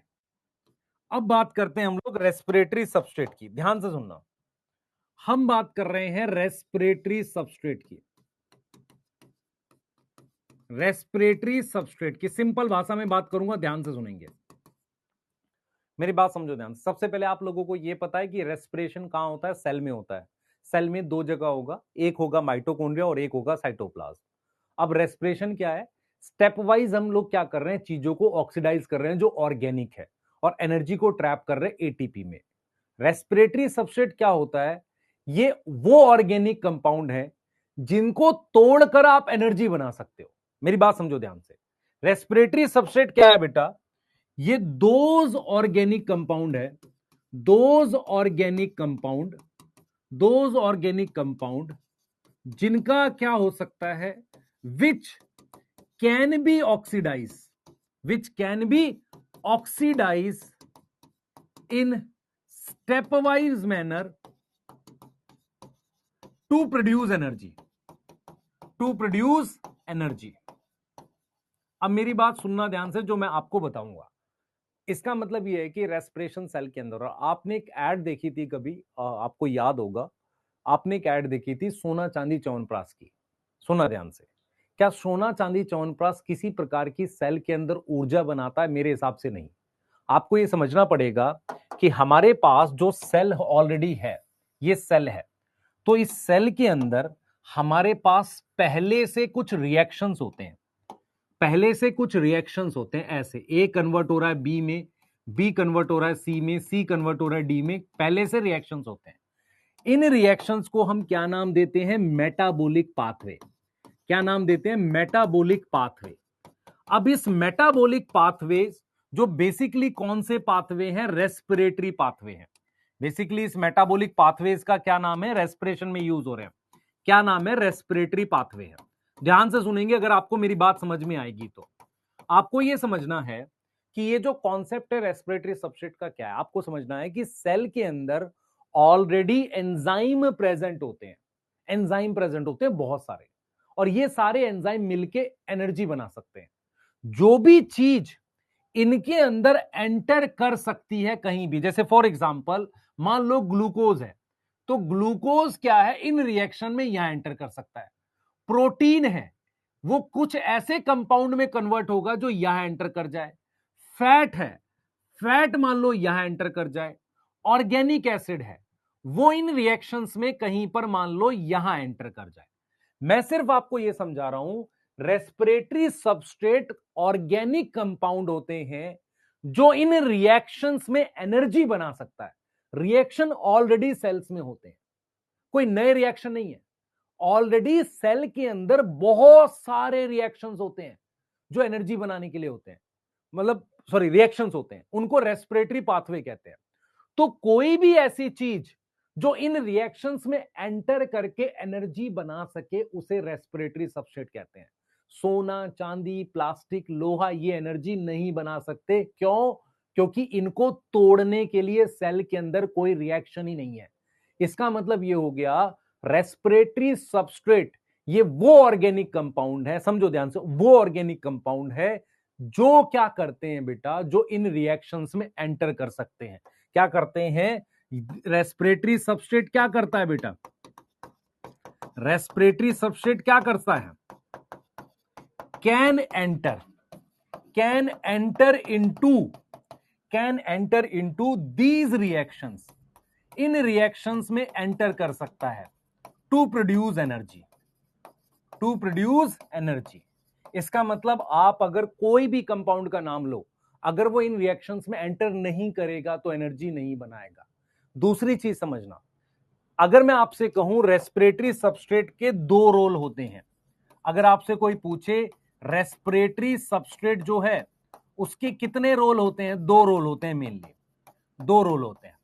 एक होता है एनर्जी बनाना, प्रोड्यूस एनर्जी। दूसरा होता है कि जो इंटरमीडिएट, मान लो ए था ग्लूकोज, कार्बन की चेन था, अब उसको टूट के सी बना जिसमें मान लो 3 कार्बन है। अब ये जो चीज है सी, ये 3 कार्बन वाली, अगर ये सी किसी और चीज की बायोसिंथेसिस में यूज हो रहा है, मेरी बात समझ ध्यान से, जैसे मान लो मैं लिख रहा हूं ग्लूकोज से पायरुवेट बनता है, पायरुवेट 3 कार्बन का है, पायरुवेट से एक अमीनो एसिड बन सकता है एलानिन। तो जो भी रेस्पिरेटरी सबस्ट्रेट हैं, मतलब जो भी इन रिएक्शंस में चीजें बनती हैं, इनके दो काम होते हैं, आगे और टूट के एनर्जी बनाते हैं, दूसरा ये यूज हो सकते हैं, इनकी जो कार्बन की चेन है, इनकी जो कार्बन की चेन को एनसीईआरटी लिखते हैं स्केलेटन, वो यूज हो सकती है in biosynthesis of other compound, use हो सकता है बायोसिंथेसिस ऑफ अदर कंपाउंड, कुछ और कंपाउंड बनाने के लिए यूज हो सकता है। मेरी बात समझो, मैं फिर रिपीट कर रहा हूं, सेल के अंदर कुछ रेस्पिरेटरी पाथवे होते हैं। कोई भी केमिकल कंपाउंड, कार्बन का ऑर्गेनिक कंपाउंड, इन रिएक्शंस में एंटर करता है और एनर्जी बनाता है। ठीक है, वो मान लो यहां ए पर एंटर किया, कौन एंटर किया? ग्लूकोज, तो एनर्जी बना रहा है। मान लो बीच में सी बना, क्या मैं इस सी को निकाल के कुछ और कंपाउंड बना सकता हूं जो सेल को जरूरी है? हां, बना सकते हैं। एक अमीनो एसिड है एलानिन, उसकी जरूरत है, पायरुवेट से बना सकते हैं। तो इसका मतलब रेस्पिरेटरी सबस्ट्रेट ये अगर यहां गया तो कोई बीच में कोई चीज है, उससे आप कोई और कंपाउंड बनाना चाहो जो सेल को नीड है, वो कर सकते हैं। आपने अमीनो एसिड पढ़े थे, असेंशियल नॉन असेंशियल, याद है आपको? तो आप ये चीज समझो ध्यान से, कुछ अमीनो एसिड से दूसरे बन सकते हैं। ऐसे ही मैं आपको समझा रहा हूं, रेस्पिरेटरी सबस्ट्रेट 4 चीजें होती हैं। एक होता है कार्बोहाइड्रेट, एक होता है प्रोटीन, एक होता है फैट, और एक होता है हमारे पास ऑर्गेनिक एसिड। 4 कैटेगरी होती है। मेनली यूज करते हैं हम किसको? मेनली किसको यूज करते हैं? मेनली हम यूज करते हैं किसको बेटा? कार्बोहाइड्रेट को। तो what is respiration? Step wise oxidation है एनर्जी बनाने के लिए। ठीक है, रेस्पिरेशन कहां होता है? माइटोकॉन्ड्रिया, साइटोप्लाज्म में होता है। रेस्पिरेटरी सबस्ट्रेट क्या है? ये वो ऑर्गेनिक कंपाउंड है जो इन रिएक्शंस में एनर्जी दे सकते हैं। कौन कौन आता है इसमें बताओ? इनमें कौन कौन आता है बताता हूं। इनमें कौन कौन आता है, ध्यान सुनेंगे। हमारे पास रेस्पिरेटरी सबस्ट्रेट में कौन कौन आता है? रेस्पिरेटरी सबस्ट्रेट का मतलब होता है जो एनर्जी बना सकते हैं। उनमें कौन कौन आता है? उनमें आता है कार्बोहाइड्रेट। क्या आता है? कार्बोहाइड्रेट। और कार्बोहाइड्रेट में मेनली ग्लूकोज। एनर्जी कौन बनाएगा? ग्लूकोज बनाएगा। ठीक है, जरूरत पड़ने पर फैट, कुछ प्रोटीन और ऑर्गेनिक एसिड। ऑर्गेनिक एसिड, आप में से कितने लोगों को पता है कि जैसे मान लो हमारे पास यहां पर एग्जांपल में लिख सकता हूं ऑयल सीड। ऑयल सीड पता है, मूंगफली, कैस्टर, कैस्टर हो गया, ग्राउंडनट हो गया, तो यहां पर फैट होता है, उस फैट से एनर्जी बना सकते हैं। सही है। प्रोटीन कब, जैसे मान लो हम लिख सकते हैं स्ट्रेस, मतलब एक तरीके से स्टार्विंग कंडीशन, आप भूखे मर रहे हैं, मान लो खाना बिल्कुल नहीं मिला, 10 दिन हो गए, तो स्टार्विंग कंडीशन में एनर्जी बनाती है कौन, प्रोटीन बना सकती है। ऑर्गेनिक एसिड के कुछ नाम लिख रहा हूं मैं, जैसे ओए हो गया, उससे एनर्जी बना सकते हैं, पाइरुवेट हो गया, उससे एनर्जी बना सकते हैं, मैलिक एसिड हो गया, उससे एनर्जी बना सकते हैं। तो ये ऑर्गेनिक एसिड है। ये क्या, ऑर्गेनिक एसिड। तो रेस्पिरेटरी सबस्ट्रेट जो है वो 4 कैटेगरी के होते हैं नॉर्मली, ये मेन होता है, ये मेनली एनर्जी ये बनाता है, पर फैट से, प्रोटीन से, ऑर्गेनिक एसिड से एनर्जी बन सकती है। कोई दिक्कत किसी को, आप बताओ।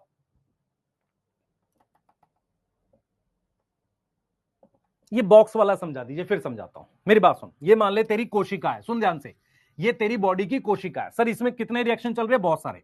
मान लो मैं लिखता हूं यहां पर ग्लूकोज, तो सर ग्लूकोज जो है कन्वर्ट होता है किसमें, मेरे पास पायरुवेट में, या ग्लूकोज का बीच में बनता है 3 कार्बन की शुगर, ट्रायोस फॉस्फेट कहते हैं, सही है सर।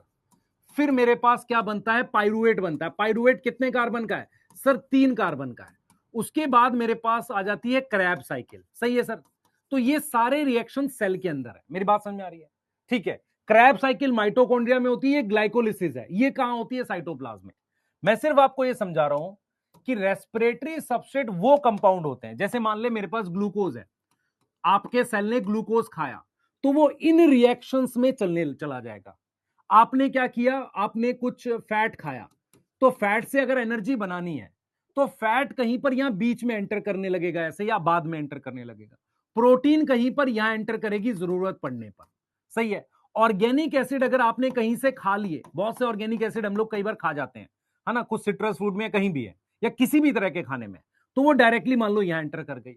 तो व्हाट आर रेस्पिरेटरी सबस्ट्रेट, ये वो कार्बन के कंपाउंड हैं जो रिएक्शंस में जाकर एनर्जी दे सकते हैं। क्या ये रिएक्शंस पहले से प्रेजेंट है, यस, ठीक है। इसका मतलब ये हुआ कि अगर कोई इन रिएक्शन में एंटर नहीं कर पाया, एनर्जी नहीं बना पाएगा। जैसे कि पानी एनर्जी नहीं बना सकता, विटामिन एनर्जी नहीं बना सकते, मिनरल्स खुद से एनर्जी नहीं बनाते, सोना, चांदी, गोल्ड, कुछ भी ऐसी चीज हो, मान लो आपने कहा कि एक बहुत बढ़िया कंपाउंड बनाया है, बताया किसी रील में हमने देखा, उससे बहुत बनी नहीं सकती एनर्जी। अगर सेल के अंदर पहले से रिएक्शंस नहीं है एनर्जी बनाने के, एनर्जी बनेगी ही नहीं। सेल के अंदर पहले से एक चक्की लगी हुई है एनर्जी बनाने के लिए, आप समझो। और वो एनर्जी चक्की क्या है, वो है रिएक्शंस। अगर उन रिएक्शंस में जाएगा तो ही तो एनर्जी बनेगी। बेटा मैं क्यों बेसिक्स पढ़ाता हूं, क्योंकि आपको फ्यूचर में अगर बायो डॉक्टर बनना है, जो भी करना है, आपकी बायो एकदम बॉडी में घुसी हुई हो, दिमाग में सेट हो बिल्कुल, आप फील करते हो कि यार मैं समझ पा रहा हूं कि सेल के अंदर रिएक्शन चल रहे हैं, बहुत सारे रिएक्शंस हैं, बहुत सारे एंजाइम है, जो भी उन रिएक्शन में जाकर एनर्जी बना सकता है वो बनाएगा। सेल प्रिफर करता है इसको। लेकिन जैसे मान लो एक बीज है जिसके अंदर सिर्फ ऑयल है, तो जब वो जर्मिनेट करेगा एनर्जी कैसे आएगी, ऑयल को तोड़ना पड़ेगा, मतलब फैट से एनर्जी बनानी पड़ेगी। मान लो मैंने क्या किया, फास्ट रखा, 2 दिन फास्ट रखा, मेरी बॉडी का ग्लाइकोजन लीवर से खत्म हो गया, फिर मैं और फास्टिंग रख रहा हूं 10 दिन, 12 दिन, तो उस केस में क्या होगा, प्रोटीन यूज होने लगेगी। तो क्या प्रोटीन को यूज करने का ऑप्शन है, बिल्कुल है, बिल्कुल है। कुछ ऑर्गेनिक एसिड्स को यूज करने का ऑप्शन है, आप समझ पा रहे हो। तो ये 4 चीजें हैं जिनसे आप एनर्जी बना सकते हो, पर सेल किसको प्रेफर करता है, इसको, कुछ रीजन है उसकी वजह से। अब क्या रेस्पिरेटरी सबस्ट्रेट नहीं है, नॉट रेस्पिरेटरी सबस्ट्रेट, क्या ऐसे हैं जो रेस्पिरेटरी सबस्ट्रेट नहीं हो सकते। सबसे पहले पानी, पानी से आप एनर्जी नहीं बना सकते, आप मिनरल से एनर्जी नहीं बना सकते डायरेक्ट, आप विटामिन से एनर्जी नहीं बना सकते। विटामिन क्या होते हैं बेटा, ऑर्गेनिक तो होते हैं पर एनर्जी नहीं बनाते खुद से। आप हार्मोन से एनर्जी नहीं बना सकते, हार्मोन्स जो है वो ऑर्गेनिक होते हैं, एनर्जी नहीं बना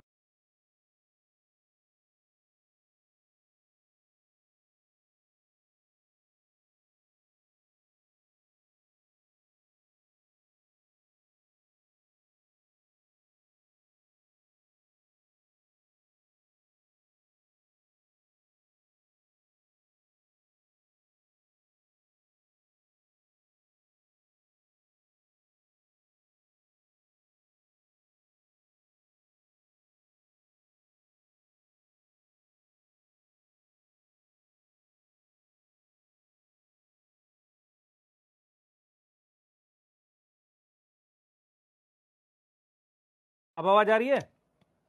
हाँ, स्टार्विंग का मतलब भूखे मर रहे हैं। स्टार्विंग का क्या मतलब होता है? हम खाना नहीं खा रहे हैं, ग्लूकोज नहीं खा रहे हैं।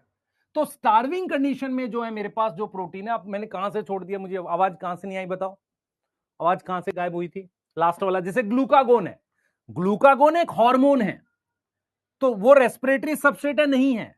क्लियर? प्रोटीन तो है पर रेस्पिरेटरी सबस्ट्रेट नहीं है। इंसुलिन प्रोटीन तो है, रेस्पिरेटरी सबस्ट्रेट नहीं है।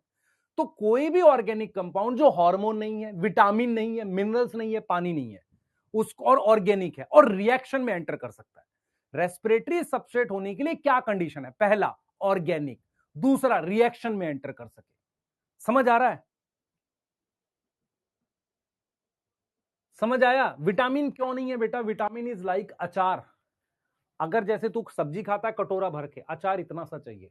एक्चुअल में क्या होता है, विटामिन एंजाइम को मदद करते हैं, बहुत कम अमाउंट में काम करते हैं। अगर उससे एनर्जी बनवाएगा तो वो ज्यादा अमाउंट में चाहिए, उतने अमाउंट में पॉसिबल भी नहीं है। मेरी बात समझ में आ रहा है भाई? विटामिन है तो ऑर्गेनिक, पर एनर्जी नहीं बना सकते, और नेचर ने रखा भी नहीं है। क्यों नहीं रखा? क्योंकि विटामिन के पास दूसरा काम ज्यादा है। तो समझ, मेरी बात समझ ध्यान से। जैसे मैं तेरे को कहता हूं कि यार जैसे क्या है, एक बार लॉजिकली समझियो। मैं तेरे से कह रहा हूं कि तू 1,000 रुपए का ये ड्राई फ्रूट खाएगा तो 10 ग्राम प्रोटीन मिल रही है, और तू वहीं जो है 15 रुपए की, 20 रुपए की दाल खाएगा तो उतनी प्रोटीन मिल रही है। तो हमें ड्राई फ्रूट खाना चाहिए, दाल खानी चाहिए, जिससे प्रोटीन भाई बराबर मिल रही है, उस हिसाब से खा। ऐसे ही बॉडी ने क्या सोचा हुआ है, सेल ने क्या सोचा हुआ है, एनर्जी बनाने के लिए हम प्रोटीन, ये बाकी चीजें यूज करेंगे क्योंकि ज्यादा अमाउंट में पॉसिबल है। विटामिन है ही बहुत कम अमाउंट में, अगर तू उससे एनर्जी बनाने लगेगा तो बहुत ज्यादा अमाउंट में भी तो चाहिए। क्लियर है?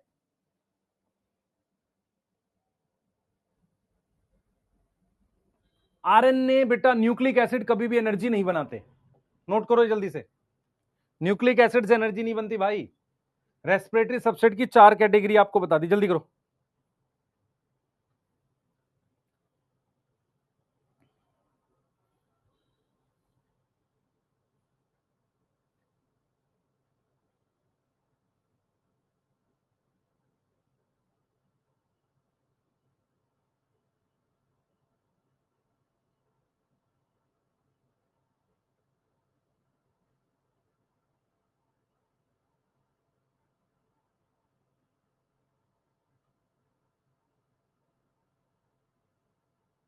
लिख लिया?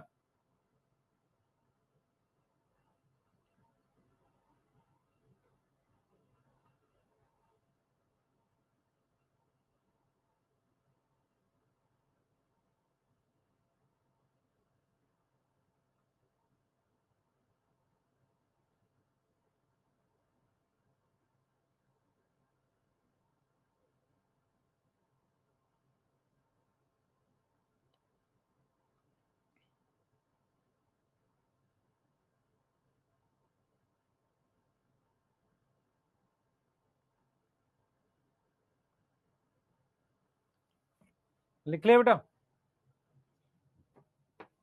How can we differentiate between respiratory substrate but we have property like, बच्चे हॉर्मोन्स में ये याद करने की बात है। लॉजिकली अगर तू सोचेगा, हॉर्मोन्स विटामिन बहुत कम कंसंट्रेशन में होती है, और तुझे अगर याद हो हार्मोन की definition, they are non nutrient. Non nutrient का ये मतलब नहीं खाते नहीं है, नॉन न्यूट्रिएंट का मतलब है वो कोशिका के अंदर, सेल के अंदर एनर्जी। डेफिनेशन याद है हार्मोन की?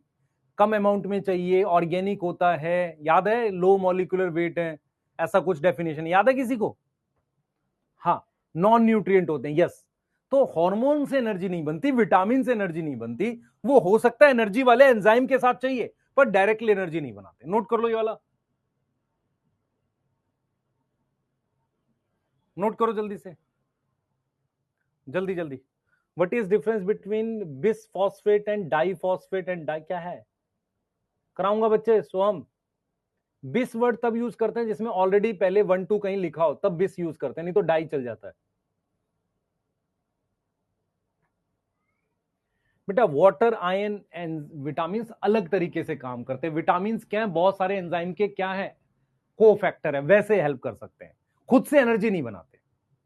वाटर क्या है, एंजाइम को काम करने में मदद करेगा, खुद से एनर्जी नहीं बनाएगा। मतलब इसमें कोई बॉन्ड नहीं है जिसमें एनर्जी है। स्टार्विंग कंडीशन का मतलब होता है बेटा कि जब हम खाना कम है, मतलब लेस फूड है, जब आप लेस कार्बोहाइड्रेट या फैट नहीं है आपके पास, आप समझो ध्यान से, तो उसे स्टार्विंग कंडीशन कहते हैं। ठीक है, बहुत सारे एनसीईआरटी अगर आप देखोगे ना, तो एनसीईआरटी में लिखा हुआ है कि मेन रेस्पिरेटरी सबस्ट्रेट कार्बोहाइड्रेट है, फैट, प्रोटीन और ऑर्गेनिक एसिड हो सकते हैं कुछ कुछ प्लांट्स में, सम प्लांट्स लिख दिया क्योंकि चैप्टर प्लांट पर है। तो प्लांट में कैसे, जैसे जो सीड जिसमें क्या है, ऑयल है, ऐसे सीड जिसमें प्रोटीन ज्यादा है, या कई बार प्लांट जो है एजिंग कर रहा है, बूढ़ा हो रहा है, उस केस में आप प्रोटीन यूज कर सकते हैं। यस, एनसीईआरटी देखो,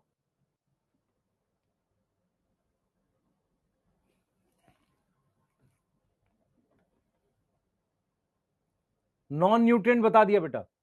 लास्ट पॉइंट क्या लिखा हुआ है, लिखा है कि not respiratory substrate. Not respiratory substrate का मतलब है जो रेस्पिरेटरी सबस्ट्रेट नहीं थे, वाटर, मिनरल, विटामिन, हार्मोन।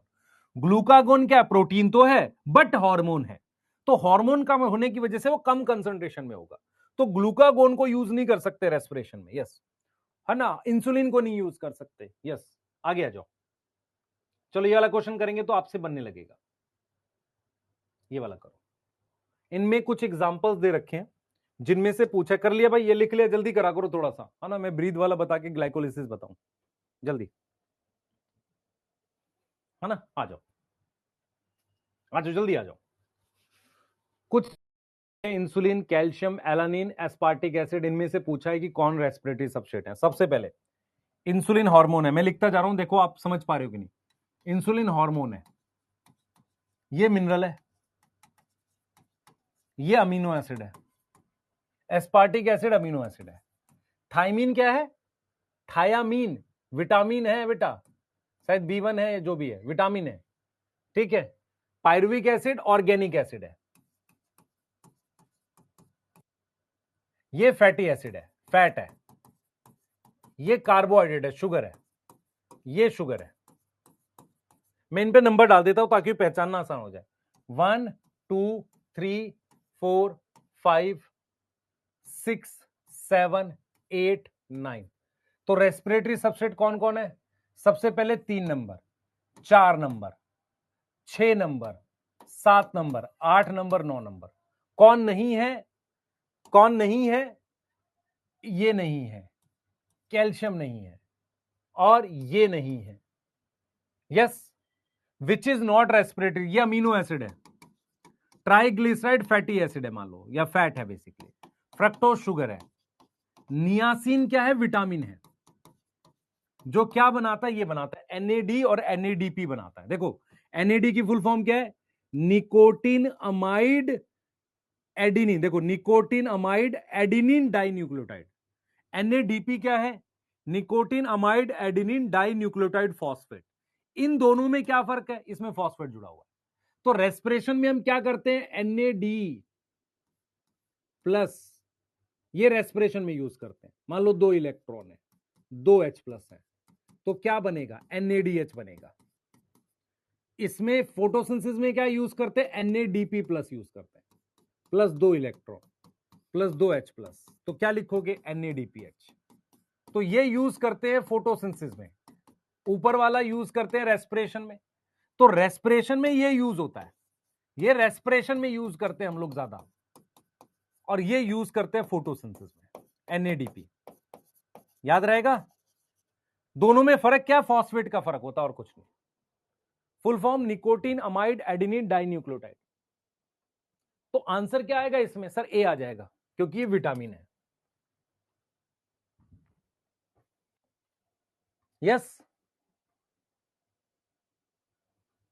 अच्छा आप मुझे बताओ, ग्लूटामिक एसिड क्या किस में आएगा, सर रेस्पिरेटरी सबस्ट्रेट आएगा। आपने वो सुना है पाल्मिटिक एसिड 16 कार्बन का फैटी एसिड है, वो किस में आएगा, रेस्पिरेटरी सबस्ट्रेट आएगा। आपने सुना है कोई हार्मोन का नाम लिख देते हैं, मान लो मैं लिख देता हूं इंसुलिन, किस में आएगा, रेस्पिरेटरी सबस्ट्रेट नहीं है। मैं कोई विटामिन लिख देता हूं, विटामिन सी, एस्कॉर्बिक एसिड, किस में आएगा, रेस्पिरेटरी सबस्ट्रेट नहीं आएगा। यस,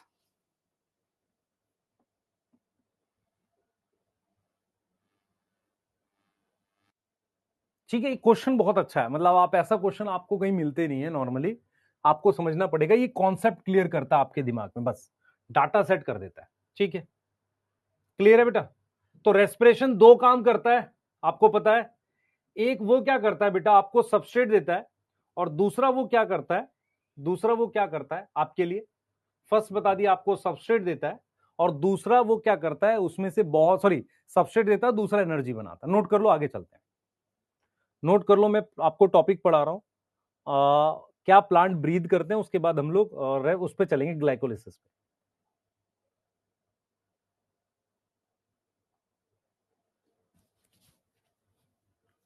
कल क्लास है बिल्कुल 100%। थायरॉक्सिन नहीं है बेटा, एंजाइम है, सॉरी हार्मोन है, ठीक है, हार्मोन है, नहीं होगा बेटा। सबस्ट्रेट कैसे होगा, एनर्जी कैसे बनाएंगे थायरॉक्सिन से?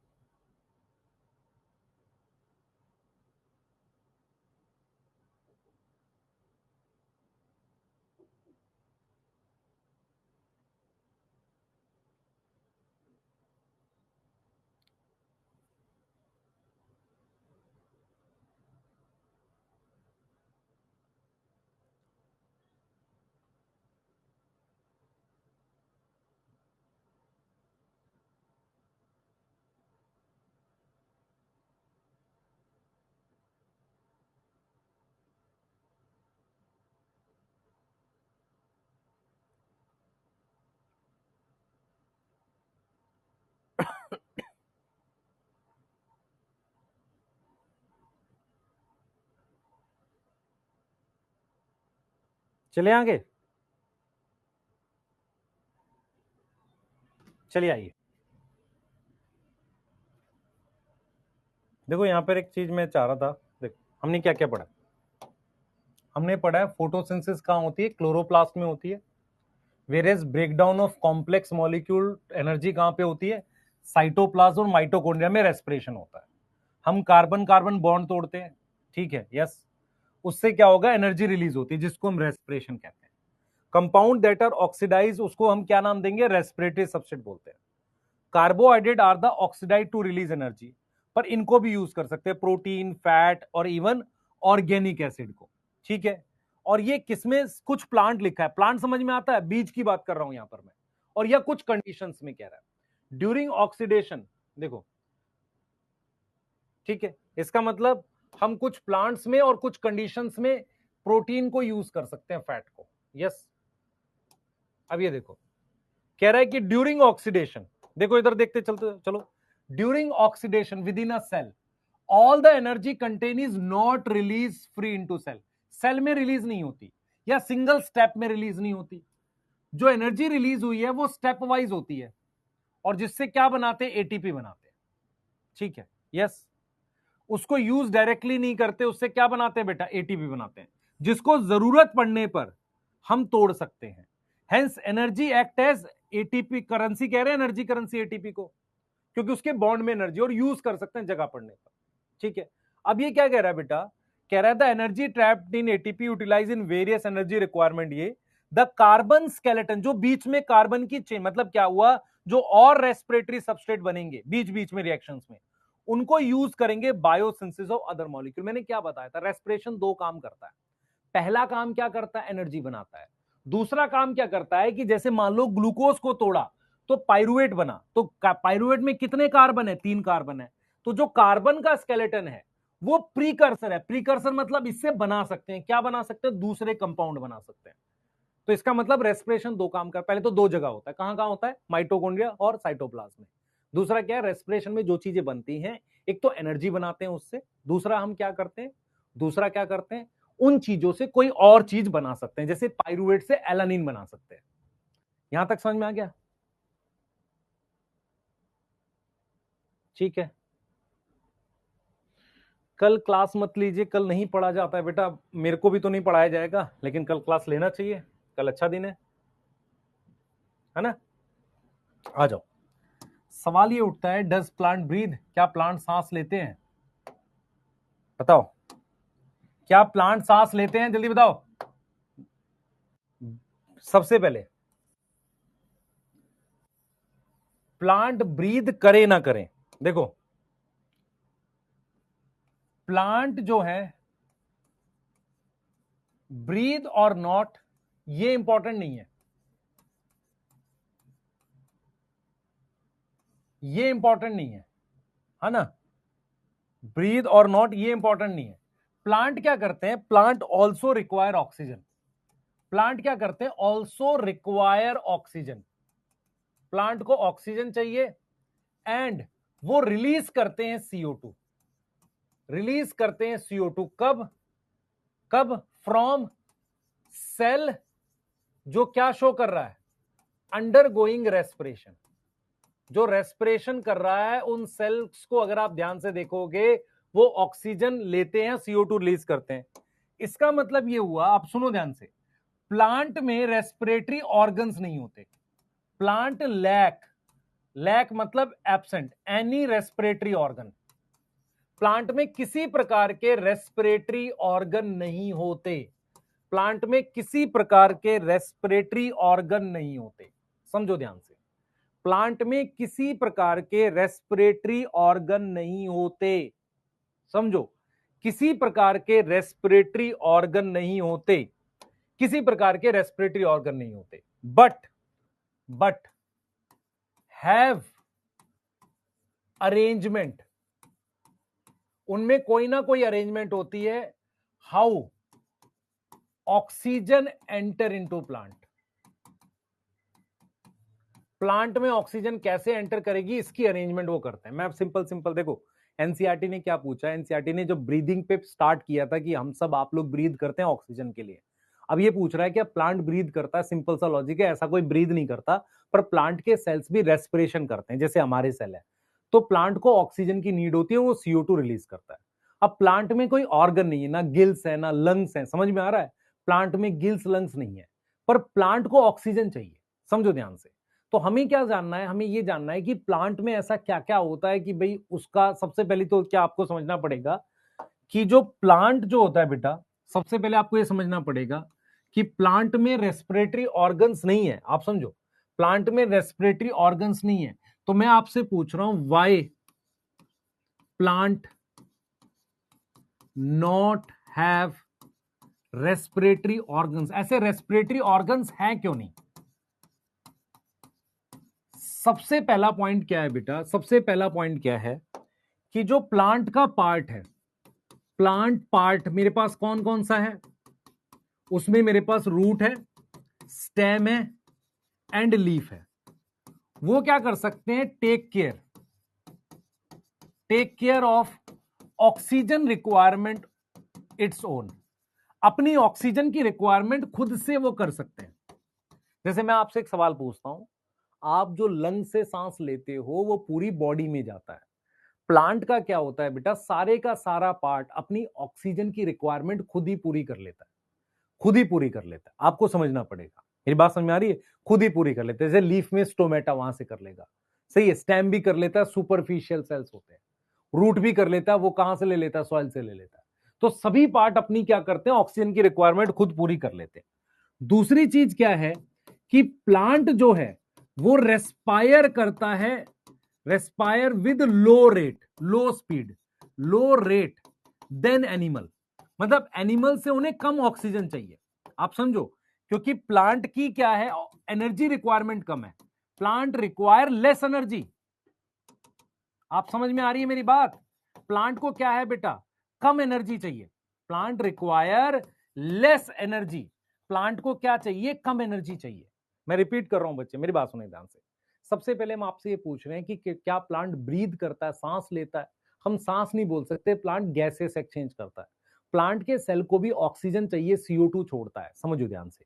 अब क्या होता है कि प्लांट का हर एक पार्ट, लीफ, स्टेम, रूट अपना अपना काम कर लेता है, जब हर कोई अपना अपना काम कर लेगा तो आपको ट्रांसपोर्ट नहीं करना पड़ेगा, इसका मतलब क्या है, मुझे ट्रांसपोर्ट ऑफ गैस की नीड नहीं है, no need of transport of gas, मुझे ट्रांसपोर्ट ऑफ गैस की नीड है ही नहीं, मुझे ट्रांसपोर्ट करना ही नहीं पड़ेगा गैस का।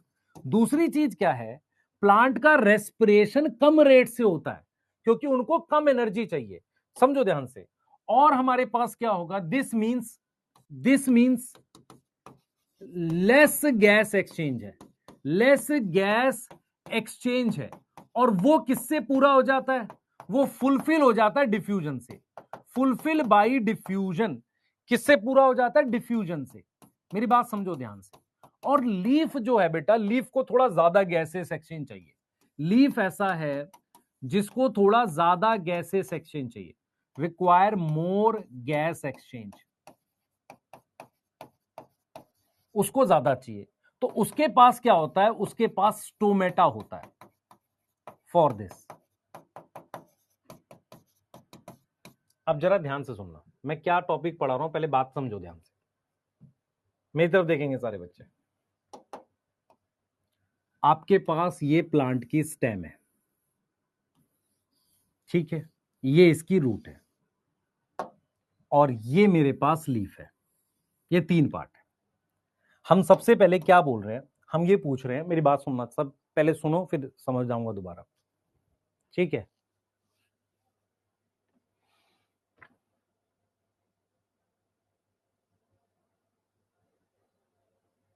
ठीक है, हाँ बैक स्लाइड पे आ रहा हूं, लिखने का समय भी दूंगा, पहले मेरी बात समझ। ये एक प्लांट है, ठीक है सर।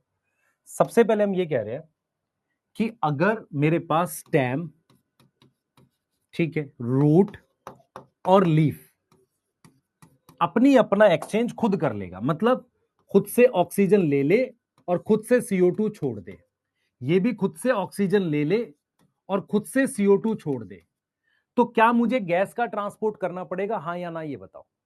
तो सबसे पहला पॉइंट है कि प्लांट में ऑर्गन क्यों नहीं होते, गिल्स लंग्स क्यों नहीं होते? रीजन बता रहा हूं। प्लांट का हर एक पार्ट खुद से ऑक्सीजन लेता है और CO2 छोड़ता है, तो इसका मतलब उसमें मुझे ट्रांसपोर्ट करना नहीं पड़ेगा। दूसरी बात क्या है कि प्लांट को मुझे ऑक्सीजन भी कम चाहिए। अगर लेस ऑक्सीजन चाहिए तो मुझे ऑर्गन बनाने की नीड नहीं है। मैं आपको एग्जांपल से समझाता हूं। अगर आपको याद हो, आपके लंग्स का इतना सरफेस एरिया होता है, बहुत ही ज्यादा, एक छोटे से पार्ट में। और इतना बड़ा सरफेस एरिया क्यों चाहिए मुझे? क्योंकि गैस एक्सचेंज बहुत ज्यादा करनी है। आप समझ पा रहे हो? हमारी पूरी बॉडी के लिए जितनी भी ऑक्सीजन चाहिए वो लंग्स को ही करना है, तो उसका सरफेस एरिया बहुत ज्यादा एल्वेलाई के थ्रू। तो ऐसा प्लांट में ऑक्सीजन की नीड कम है, तो लेस ऑक्सीजन रिक्वायर है।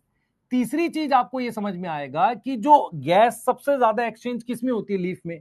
तो लीफ एक तो चपटी होती है, दूसरा उस पे क्या है बेटा, उसमें क्या है? स्टोमेटा होते हैं। तीसरी चीज एनसीईआरटी क्या कहती है कि जो बड़े प्लांट्स हैं उनके अंदर का पार्ट डेड होता है, ये सारा पार्ट डेड होता है। अगर ये पार्ट डेड है, मेरी बात समझो, ये अंदर का पार्ट डेड है सारा, तो इसका मतलब लिविंग सेल सिर्फ बाहर है, और लिविंग सेल के बीच में गैप होता है, वो पैरेन्काइमा होते हैं। तो ये चीज समझना पड़ेगा कि लिविंग सेल है और वो कहां पर है? सुपरफिशियल लगे हुए हैं, सुपरफिशियल लेयर में है। और स्टेम में उसके लिए छेद बने होते हैं, लेंटिसेल। तो मैं आपसे दो तीन रीजन बता रहा हूं कि क्यों प्लांट में रेस्पिरेटरी ऑर्गन की जरूरत नहीं है। सबसे पहला पार्ट क्या है कि प्लांट में ट्रांसपोर्ट ऑफ गैस होता ही नहीं है। हर एक पार्ट डिफ्यूजन के थ्रू अपना काम कर लेता है, स्टेम भी कर लेता है, लीफ भी कर लेता है, रूट भी कर लेता है, वहां ऑक्सीजन जाती है, CO2। एक बहुत मोटा प्लांट है, जैसे मैं अगर कहूं मैं इंसान हूं, ह्यूमन है, तो ह्यूमन में जो डीप टिश्यू है, यहां तक ऑक्सीजन पहुंचाने के लिए तो ब्लड होता है। ब्लड क्या काम करता है? डीप टिश्यू में ऑक्सीजन पहुंचाता है। मेरी बात समझ में आ रही है? ब्लड का काम तो है ये। तो प्लांट में जो मोटे प्लांट है, उनके अंदर का पार्ट डेड है, इनर पार्ट डेड है। इसका मतलब ऑक्सीजन कौन से पार्ट में चाहिए? सिर्फ बाहर वाले पार्ट में चाहिए। और बाहर वाले पार्ट में स्टेम में लेंटिसेल होते हैं, स्टेम और रूट में, और लीफ में स्टोमेटा होते हैं। और लीफ कोई बहुत मोटी नहीं होती, पतली होती है, गैस एक्सचेंज हो जाएगा। तीन रीजन समझ में आए कि नहीं आए आपको? बोलो, ये वाली बात समझ में आई कि नहीं आई? मैं क्या पढ़ा रहा हूं? देखो मैं क्या पढ़ा रहा हूं, मैं आपको पढ़ा रहा हूं, एनसीईआरटी ने पूछा, ध्यान सुन। एनसीईआरटी ने तेरे से क्या पूछा है? एनसीईआरटी ने पूछा है कि क्या प्लांट ब्रीद करते हैं। हम ये कह रहे हैं ब्रीद करे ना करे, प्लांट को ऑक्सीजन चाहिए और CO2 रिलीज करते हैं। और from cell and for cell undergoing respiration, किसके लिए चाहिए? ये उसके लिए चाहिए जो सेल रेस्पिरेशन कर रहा है। Plant lack respiratory organ but have arrangement कि कैसे ऑक्सीजन एंटर करेगी और CO2 बाहर जाएगी। Why plant not have respiratory organ? पहला चीज, प्लांट के जो पार्ट है, रूट स्टेम लीफ, वो अपनी ऑक्सीजन की जरूरत खुद पूरी कर लेते हैं, ट्रांसपोर्ट ऑफ गैस की जरूरत पड़ती नहीं है। तो इसलिए ऑर्गन क्यों बनाओगे भाई? दूसरी चीज, रेस्पिरेटरी सिस्टम, प्लांट का रेस्पिरेशन कम स्पीड से होता है क्योंकि उनको एनर्जी कम चाहिए, तो कम ऑक्सीजन चाहिए। जो जितना भी ऑक्सीजन चाहिए वो कैसे हो जाएगा? डिफ्यूजन से पूरा हो जाता है। और तीसरी चीज क्या है बेटा, कि जो थिक स्टेम है, मोटी स्टेम है, जो वुडी है, लकड़ी जैसी है, ठीक है, या हमारे पास थिक रूट है, मोटी रूट है, उनका इनर पार्ट डेड होता है। इनर पार्ट क्या होता है? डेड। डेड का मतलब डेड है। और लिविंग सेल जो होते हैं, लिविंग सेल जो होते हैं वो आउटर होते हैं सुपरफिशियल लेयर में। सुपरफिशियल मतलब सतह पे, सुपरफिशियल लेयर में लिविंग सेल होते हैं। इतनी बात समझ में आ रही है? तो स्टेम में क्या होता है? छेद होते हैं बेटा। स्टेम में क्या होता है? लेंटिसेल। क्या है? लेंटिसेल होते हैं फॉर गैस एक्सचेंज। यस और नो? रूट में भी होते हैं, स्टेम में भी होते हैं। और लीफ क्या होती है बेटा? एक तो फ्लैट होती है, चपटी होती है, मोटी नहीं है, और उसमें क्या होते हैं? स्टोमेटा प्रेजेंट होते हैं। तो जिन बच्चों को मेरी बात समझ में आ गई होगी, मैंने क्या समझाया? मैंने आपको यह समझाया है कि मेरे पास लीफ, स्टेम और रूट अपनी गैस का इंतजाम खुद कर लेते हैं। दूसरा क्या है? मुझे ऑक्सीजन कम चाहिए क्योंकि एनर्जी कम चाहिए, तो उतनी ऑक्सीजन ही चाहिए। तीसरा क्या? अगर स्टेम बहुत मोटी है तो अंदर का पार्ट डेड होता है, लिविंग सेल बाहर है, और वहां भी पैरेनकाइमा सेल्स के बीच में से गैसेस एक्सचेंज हो जाता है। तो जो हमने बात लिखी है, ये देखो हमने क्या बात लिखी है। हमने लिखा है थिक स्टेम और थिक रूट में इनर पार्ट डेड है, लिविंग सेल आउटर है, सुपरफिशियल लेयर में पैरेनकाइमा है, जहां पर गैसियस एक्सचेंज इजी है क्योंकि सेल्स के बीच में स्पेस है। गैसियस एक्सचेंज क्या है? इजी है क्योंकि सेल्स के बीच में क्या है? स्पेस है। लीफ फ्लैट होती है, स्टोमेटा प्रेजेंट है फॉर गैसियस एक्सचेंज। अब बताओ, अगर अब भी नहीं समझ में आया कोई बात तो बताओ, मैं रिपीट कर दूंगा, कोई दिक्कत नहीं है। ये टॉपिक क्या पूछ रहा है? ये टॉपिक ये बता रहा है कि भाई प्लांट के अंदर रेस्पिरेटरी ऑर्गन होते हैं कि नहीं होते। अंदर का पार्ट डेड है तो ग्रोथ कैसे होती है बेटा? वो सेकेंडरी ग्रोथ में पढ़ाना था, ठीक है। नम्रता सिंह बेटा आवाज कम नहीं है, ठीक है आवाज तो। क्या आपको समझ में आया? पहले बताओ सब लोग, सब लोग बताओ बेटा, समझ में आ गया? बच्चे मेरी बात सुन, समझ लो मेरी बात। प्लांट में क्या होता है? प्लांट के सारे सेल्स रेस्पिरेशन करते हैं, सबको ऑक्सीजन चाहिए, पर लीफ इतनी ज्यादा ऑक्सीजन बना देती है। आप समझो, लीफ क्या है? जैसे लीफ जो है, लीफ क्या है? उस फ्लैट है, स्टोमेटा प्रेजेंट है। दूसरा क्या है बेटा? लीफ जो है इनफ ऑक्सीजन बना देती है, इनफ ऑक्सीजन प्रोड्यूस कर देती है।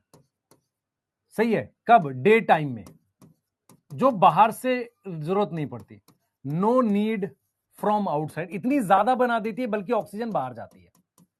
अगर मैं आपसे कहूं, मेरी बात सुनिए, अगर मैं आपसे कहूं प्लांट को क्या, देख ऐसे समझ इस बात को, ये कोई तेरे पास प्लांट है, ठीक है, इसको क्या है? 100 ऑक्सीजन चाहिए तीनों पार्ट को मिला के, और ये 100 CO2 बना रहा है, प्रोड्यूस कर रहा है, और इसको 100 ऑक्सीजन रिक्वायर है।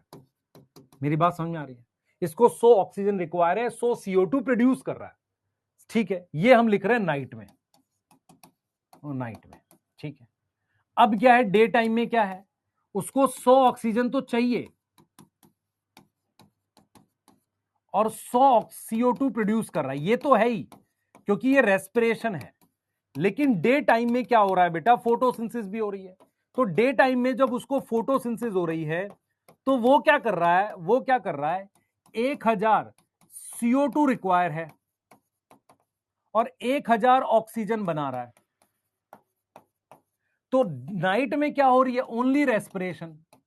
तो आपको लगेगा कि प्लांट CO2 बना रहा है, पर डे टाइम में क्या प्लांट CO2 नहीं बनाता? बनाता है, पर रिलीज नहीं करता, क्योंकि जितनी भी CO2 उसको चाहिए, जैसे उसको 1000 चाहिए तो 100 यहां से मिल गई, बाकी 900 वो बाहर से ले लेगा। तो अगर मान लो मैं स्टेटमेंट का क्वेश्चन दे दूं, क्या प्लांट दिन में CO2 बिल्कुल नहीं बनाता? और गलत है, जितनी बनाता है उससे ज्यादा उसको चाहिए तो वो खुद से ले लेता है। मेरी बात समझ में आ रही है? भाई दिन के समय ओनली रेस्पिरेशन, नाइट में ओनली रेस्पिरेशन कर रहा है तो उसको 100 ऑक्सीजन चाहिए, 100 CO2 बना रहा है। रात के दिन के समय, डे टाइम में, तो डे टाइम में वो क्या कर रहा है? रेस्पिरेशन और फोटोसिंथेसिस दोनों कर रहा है। तो ये प्रोसेस कॉमन है, बड़ा चेंज यहां पे आया। तो 100 CO2 चाहिए, 100 तो यहां से मिल गई, 900 बाहर से लेगा, हाँ 900 ऑक्सीजन बाहर आ जाएगी। इतनी बात समझ में आ रही है नहीं आ रही? बोलो बेटा, यहां तक समझ में आई कि नहीं आई? यहां तक समझ में आई कि नहीं आई बताओ? बच्चे लास्ट वाला समझ में नहीं आया। बच्चे कौन सी क्लास में है तू? ये तेरे को 10th में नहीं पढ़ाया किसी ने कि रेस्पिरेशन का क्या मतलब होता है? प्लांट क्या रेस्पिरेशन करता है? रात में करता है या दिन में भी करता है? दोनों समय करता है। तो प्लांट को रेस्पिरेशन करने के लिए क्या चाहिए? ऑक्सीजन। क्या छोड़ेगा? CO2 छोड़ेगा। तो मान लो उसको 100 ऑक्सीजन चाहिए, 100 CO2 दिन में भी और रात में भी। पर दिन के समय वो फोटोसिंथेसिस भी कर रहा है, तो बहुत सारी 1000 ऑक्सीजन बना रहा है। तो 1000 में से 100 ले लेगा पहले ही। मेरी बात समझ आ रही है? तो प्लांट, अगर मैं आपसे पूछूं क्या प्लांट दिन के समय ऑक्सीजन बनाता है? बनाता है, लेकिन रिलीज नहीं करता, बाहर नहीं छोड़ता। क्यों? क्योंकि सॉरी, दिन के समय क्या CO2 बनाता है? हाँ बनाता है, पर रिलीज नहीं करता। क्यों? क्योंकि खुद यूज कर लेता है। इतनी बात समझ में आ रही है? अरे प्रियांशु छोड़ दे बेटा, है ना, ये सब बातें मत कर। तू डॉक्टर है, और डॉक्टर का ना कोई रिलीजन, ना धर्म, ना कास्ट, ना किसी प्रकार का हम बोलते हैं सेक्स, ऐसा कुछ नहीं होता। डॉक्टर डॉक्टर होता है। और जब तू पढ़ाई कर रहा है तो उसमें लॉजिक खोज, फालतू की बातें मेरे से नहीं कर। यस। मान ले पेपर होता दिवाली के अगले दिन, तू क्या करता? कॉपी पेन नहीं छूता है? है ना? ये जो मान्यताएं बनाई जाती है, इंसान अपने हिसाब से बदल लेता है। उसका अर्थ कब कैसे निकालूं मैं, बता। पढ़ाई पे ध्यान दे। मान ले कल नीट का पेपर होता तो क्या करता? OMR भरता नहीं? पढ़ाई कर ले चुपचाप।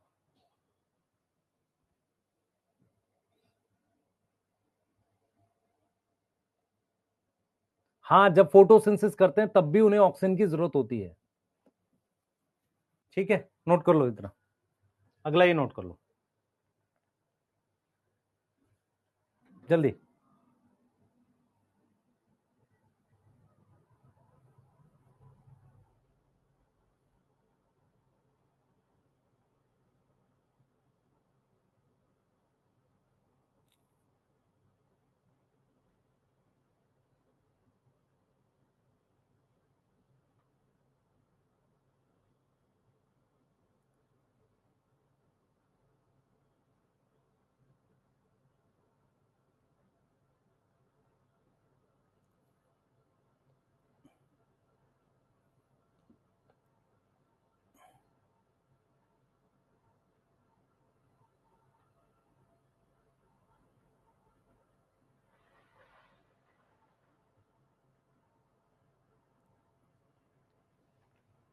लिख लिया बेटा?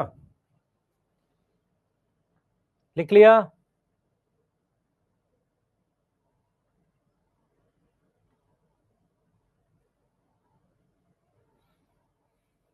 लिख लिया? ठीक है, आज इतना ही पढ़ें क्या? क्योंकि ग्लाइकोलिसिस कल ही चालू करें तो ज्यादा अच्छा होगा। कल खत्म कर पाएंगे हम लोग एक्चुअल में। हाँ, कल खत्म कर पाएंगे ग्लाइकोलिसिस। और कल क्लास लूंगा बेटा, एनी हाउ, पहले बता रहा हूँ, किसी तरह का कोई मक्कारी नहीं। पहले सुन लो ध्यान से। कल ग्लाइकोलिसिस और लिंक रिएक्शन पढ़ेंगे, दो चीजें। परसों हम लोग पढ़ेंगे क्रैब साइकिल और ETS। मतलब इसको हम कब खत्म करेंगे? आज तारीख क्या है? 20, 21, 22, 23, 24, 24 तक खत्म कर देंगे विद क्वेश्चंस। यस। हाँ हाँ, कल 9 बजे ही होगी क्लास। यस। पढ़ो ना यार, क्या हो गया? क्यों परेशान हो? मेरी बात सुनो, बाकी को छोड़ दे। कौन क्या बोलता है मुझे उससे फर्क नहीं पड़ता, अपने दिमाग से सोच। मान ले हम दिन में 2 ही घंटा पढ़ रहे हैं, बाकी टाइम तो खाली है ना, कर रहे हैं और रिवीजन कर रहे हैं, बैकलॉग पूरा कर रहे हैं। ठीक है, पेरेंट्स को बोलोगे तो पेरेंट्स, अब दिक्कत क्या होती है कि तुम दिन में पूरा टाइम वेस्ट करते हो। उसके बाद क्या होता है कि तुम फिर उसमें चाहते हो कि नहीं मैं पढ़ने के लिए अलग से पेरेंट्स से बोलो। पेरेंट्स तुमको कभी कुछ नहीं बोलेंगे किसी काम के लिए, अगर तुम अच्छे से पढ़ रहे हो। तुम क्या करो, पूरा पूरा दिन इधर उधर वेस्ट करो, फिर क्या करो, जब वो काम बोले तुम पढ़ने बैठो। और तुम इतना बड़ा मैसेज सर को लिख के भेजो कि सर मेरे पेरेंट्स मुझे पढ़ने नहीं देते, काम कराते हैं। वो तरीका ठीक नहीं है। ठीक है, आज के समय में क्या होता है, बहुत सारी चीजें हैं, डिफिकल्ट टाइम चल रहा है, मेहनत करो बस, है ना? यस। और कोई घबराने की बात नहीं है ना? करके रहेंगे इसको। यस। हाँ ठीक है, मतलब आप सोचो ना, मैं फोन चला रहा हूँ बैठ के 3 घंटे से। मम्मी ने बोला दूध ले आ, सामान ले आ, फिर मैं पढ़ने बैठ गया, मेरे को पढ़ने भी नहीं देते। अरे तू तो फोन क्यों चला रहा था इतनी देर से? उनको तो लगेगा ही ना कि अभी खाली है। इस तरह की बातें हमने देखी हैं यार, होती है, नॉर्मली होती है, तो ये कोई वो नहीं है। और मान ले मैं कितना भी कुछ बोलूं, अपने दिमाग को यूज कर, हर चीज का एक समय होता है। आप अपनी, तुम्हारी पूरी लाइफ की जो भी चीजें हैं, ये आखिरी के 6 महीने पे आ गई हैं। तुमने 9th में क्या पढ़ा, 10th में क्या पढ़ा, 8th में क्या पढ़ा, ये आखिरी के 6 महीने पे आ गई हैं। तो इसका मतलब हमारा एफर्ट अच्छा खासा होना चाहिए, है ना? यस, यस, हाँ ठीक है। चलो कल करेंगे, ग्लाइकोलिसिस पढ़ेंगे, ठीक है? हाँ, हैप्पी दिवाली, बहुत बहुत शुभकामनाएं आपको, ठीक है? आज मैं रिवीजन का एक शेड्यूल लॉन्च करूंगा और मैं अपने चैनल पे कराऊंगा।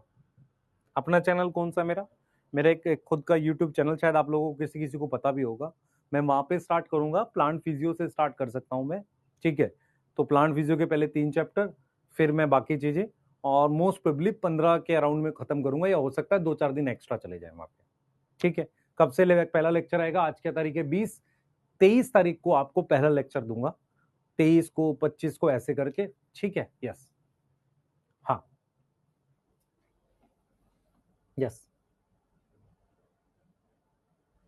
ठीक है, डन। हाँ, टारगेट के लिए बेटा मैं एक अलग से टेलीग्राम चैनल प्लान कर रहा हूं, मैं आपको क्लास में भी बता दूंगा। आप सब लोग क्या है उसमें जुड़ के, क्योंकि उसको मैं क्लोज रखूंगा, फर्जी कोई ऐड नहीं करूंगा, ठीक है? उसमें मैं वॉइस मैसेज के थ्रू, आपके मैसेज के थ्रू आंसर करके उस पर जुड़ सकते हैं, ठीक है? यस, चलिए bye, thank you so much बेटा।